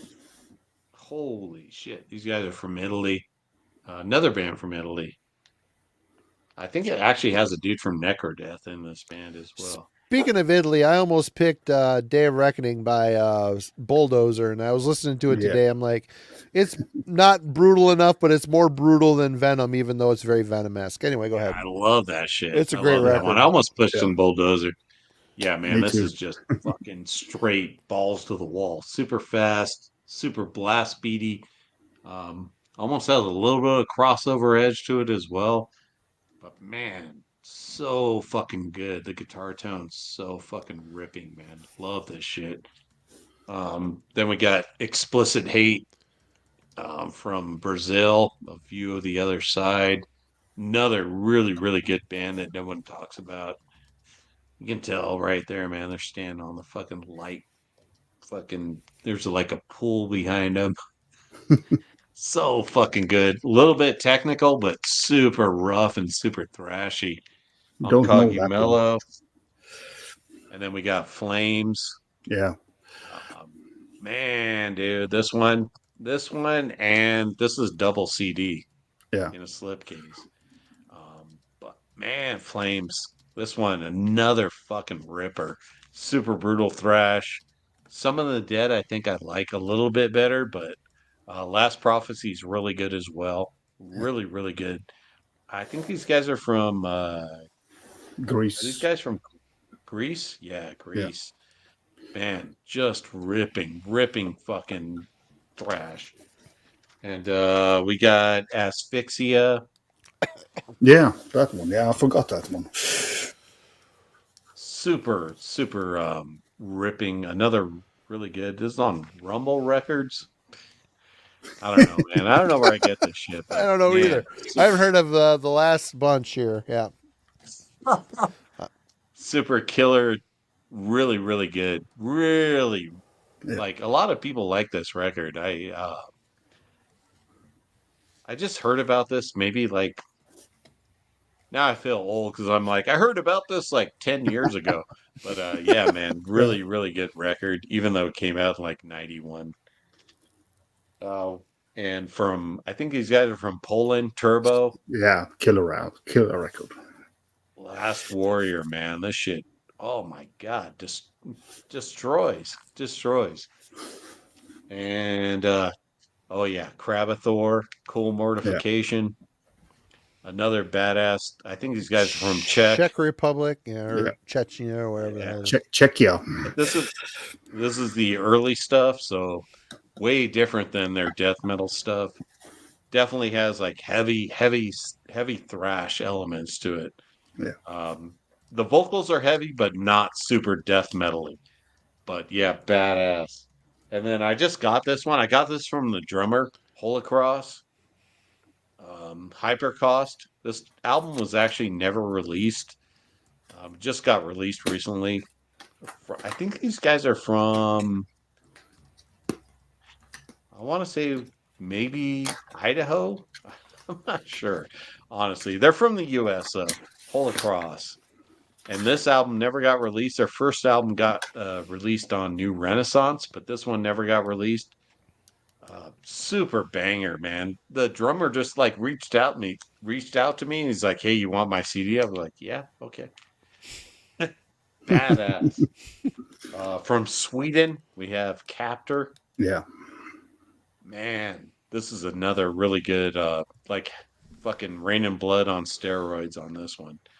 Just a ripper of a record. I think it came out in 91 or 92. There's the guys. But yeah, badass record. And maybe Aggregator, Yeah. Illusions on Crypta Records. I think these guys are from Sweden too, honestly. I'm not sure where Yeah, they're man, from. badass. Where are they from? I am not sure. Might be Sweden. I don't remember. I do have a reissue of it somewhere, but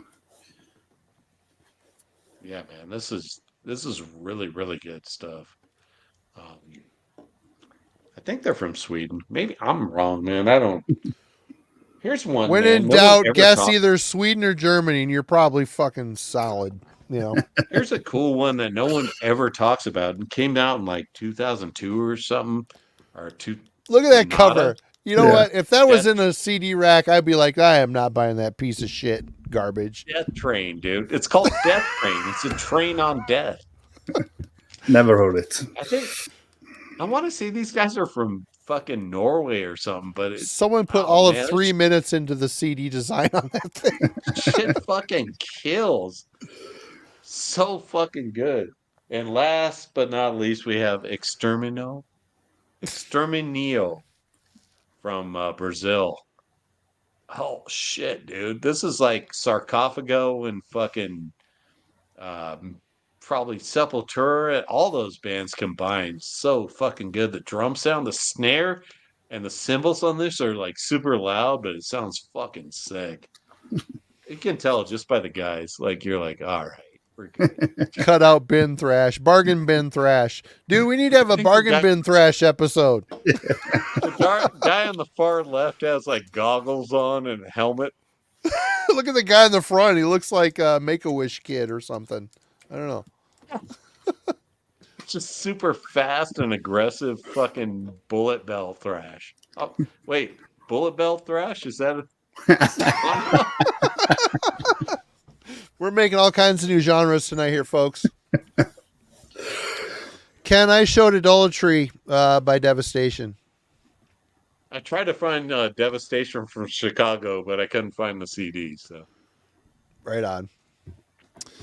All right. Are you shot your wad there? Are you good? Yeah, I got like 12 more CDs, but we're good. Well, we're good. We can show those. Roger, what's your pile? Rifle Well, from I your pulled pile. out this one. I don't know if you've heard of this, Ah, but yep. What the fuck is Canadian. that? yeah, no, I don't know. I think it's a Canadian, you know, brutal glam. Brutal folk glam. So yeah, I was very late to this one. Kind of maybe 10 years ago or something that I discovered this one. I kind of heard the name Slaughter. I was thinking about another band called with the same name, but yeah. Then I'm gonna show a Norwegian one again, one of the absolute best albums. Got to represent the home team. In Culture with Morbid Origin came out last year. One of my top picks last year. Sick. Pretty good. Yeah, I think it's great. Great. Kind of fits very well into the Norwegian scene right now. It's kind of vicious and evil and semi-technical stuff, but killer album, in my opinion. And of course, I read sleeve on camera, but that's what I do. I picked this album, Apostasy from Chile, Sunset to the End. This is not their kind of most brutal one, but yeah, there you go. Jurgen sent me an Apostasy record. They were good. I liked it. It wasn't that one. It was a later one. Sick, dude. Yeah, this is more. The newer one is, especially the vocals, is a little bit more blackened. Here is more thrashy. So killer release. This is a reissue from Dark Power Records. I don't know if you know about this label. Nope. It's US. Then I have a couple of, compilation wasn't allowed, but I'm going to show it anyway. Sacred Crucifix from Finland. This is their 87 to 89 demos. Badass. This is killer stuff as well. I mean, they have released all their stuff on Ripping Storm. All the demos in, I think it's 3 albums, I think, with all the demo stuff. They never released an album, which is very weird because they're a pretty great album. And I can end up with another Lethal Presence, Unholy Alliance. Fuck yeah, dude. Yeah, this is also Canadian. I think one of these guys played in Slaughter after this band. But this is also a killer demo collection out on Ripping Storm. Both those, two of the songs were on that Raging Death comp, dude. Yeah, so one of those bands I've discovered through Ripping Storm, which does a very cool reissues, and all the vinyls are white, so it's kind of same theme on all of them. So kind of like a generic thing. So black and white. Yep. Yeah, I think that was it. All right, from me. Dennis, we're back to you. What you want to take us out? All right, let's go. We're going Aggression from Canada. Yeah. Forgotten Skeleton, the unreleased LP. Forgotten Skeleton. Oh my god, this shit fucking kills, dude. Look at these guys. Fuck They're like Earth, Wind, and Fire. There's like 15 guys in that fucking band. There's fucking 5 dudes. Dude. Okay. Sorry, it looked like more than 5. These guys were like on every new Renaissance comp. They were. You're right. Record, yep. They fucking kill. I mean, they came out with what was the fucking record? Full Treatment came out on Bonsai, the Canadian label, but this was their supposed first record. Holy shit. These guys were all coked up and methed out on this shit. Fucking just destroys, man. So fucking good. Energetic Crusher. This is Ex-Hell Bastard. Okay. Yeah. This is a super group of like thrashers, and it kind of has the Hell Bastard vocals, because he was the vocalist from Hellbastard. So you get that plus thrash, kind of like a Cerebral Fix meets Hellbastard. Holy shit, this shit rips, man. Super heavy, super crushing. Can't go wrong. And let's do last but not least, Baphomet Yeah. from I think these Not guys the American brutal no, Baphomet, the I think German. these guys are from Germany. They're German, yeah. No answers. Look at that cover. It's got like a weird like beast on it. It's cool. Do you have like these guys a Poland bootleg dealer that you're like, hey man, I gotta get what you got? What I gotta get my fix? I actually do, Marty. I know you do. So, Of course you do. I got a guy in Poland that gets me some cassettes, but he gets them for me for cheap. But yeah, man, this shit fucking just a ripper, man. Super killer fucking death thrash. And it's all I like these cassettes. They don't sound bad. People always slag on these shits. These all I've ever gotten is really good quality. So yeah, man, this shit rips. If you haven't heard this one, just check out this one. There's stuff after this kind of sucks, but this Don't one's they have some really with a clown on it too? I think the other one has like a spider. Oh, maybe it was a spider. Maybe Yeah, I'm it's thinking like of a fucking spider. Atrophy. Never mind. No, because I got the spider one at Camelot. Fucking Camelot. Fucking goddamn it. Put me in a time Like a machine. I'm going dollar. back to Camelot with more money. I'm gonna stock up. Yeah. Well, shit. All Is I that got. it? Is that it? That's it. That's it. Well, guys, what a fun show. Fun show. Bunch of old farts talking about thrash metal. I've been schooled. I got a list of stuff I need to check out. And this last 10 minutes, 20 minutes has been, I haven't heard of anything. What have I been doing with my life? At one point, I went into death metal, and then from there I went into black metal. And I didn't give a fuck about thrash anymore for a long time. But yeah, how you guys want to end this? Dennis, you got anything coming up you want to talk about? Promote or? I do not. Oh wait, we got Forgotten Metal Gems on Jeff's channel at some point. Oh, right Probably, Yeah. We're doing Viper and That Viper what was album, the that thrash? Viper shit, Brazilian band, right? I don't know where they're from. Jeff brought them up. This- We're doing this Viper. We're doing Power metal from Razor Maid.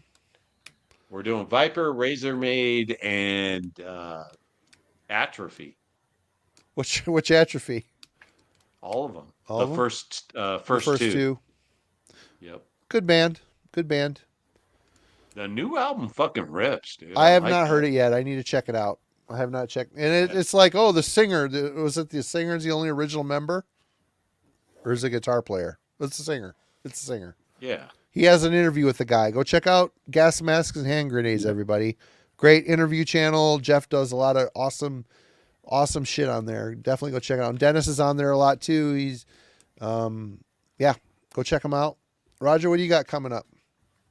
Yeah, as I said in the beginning, it's yeah. going to You got be it, the yeah. Paradox video, and as I do have some OG Thrash to show, as I've been sitting here, so I bought Dude, a that couple of them. Heresy record, right? Man, that shit fucking kills. Heresy is fucking. I love the only Paradox I have are the first two. I love when I got Heresy cassette in the bargain bin at Camelot.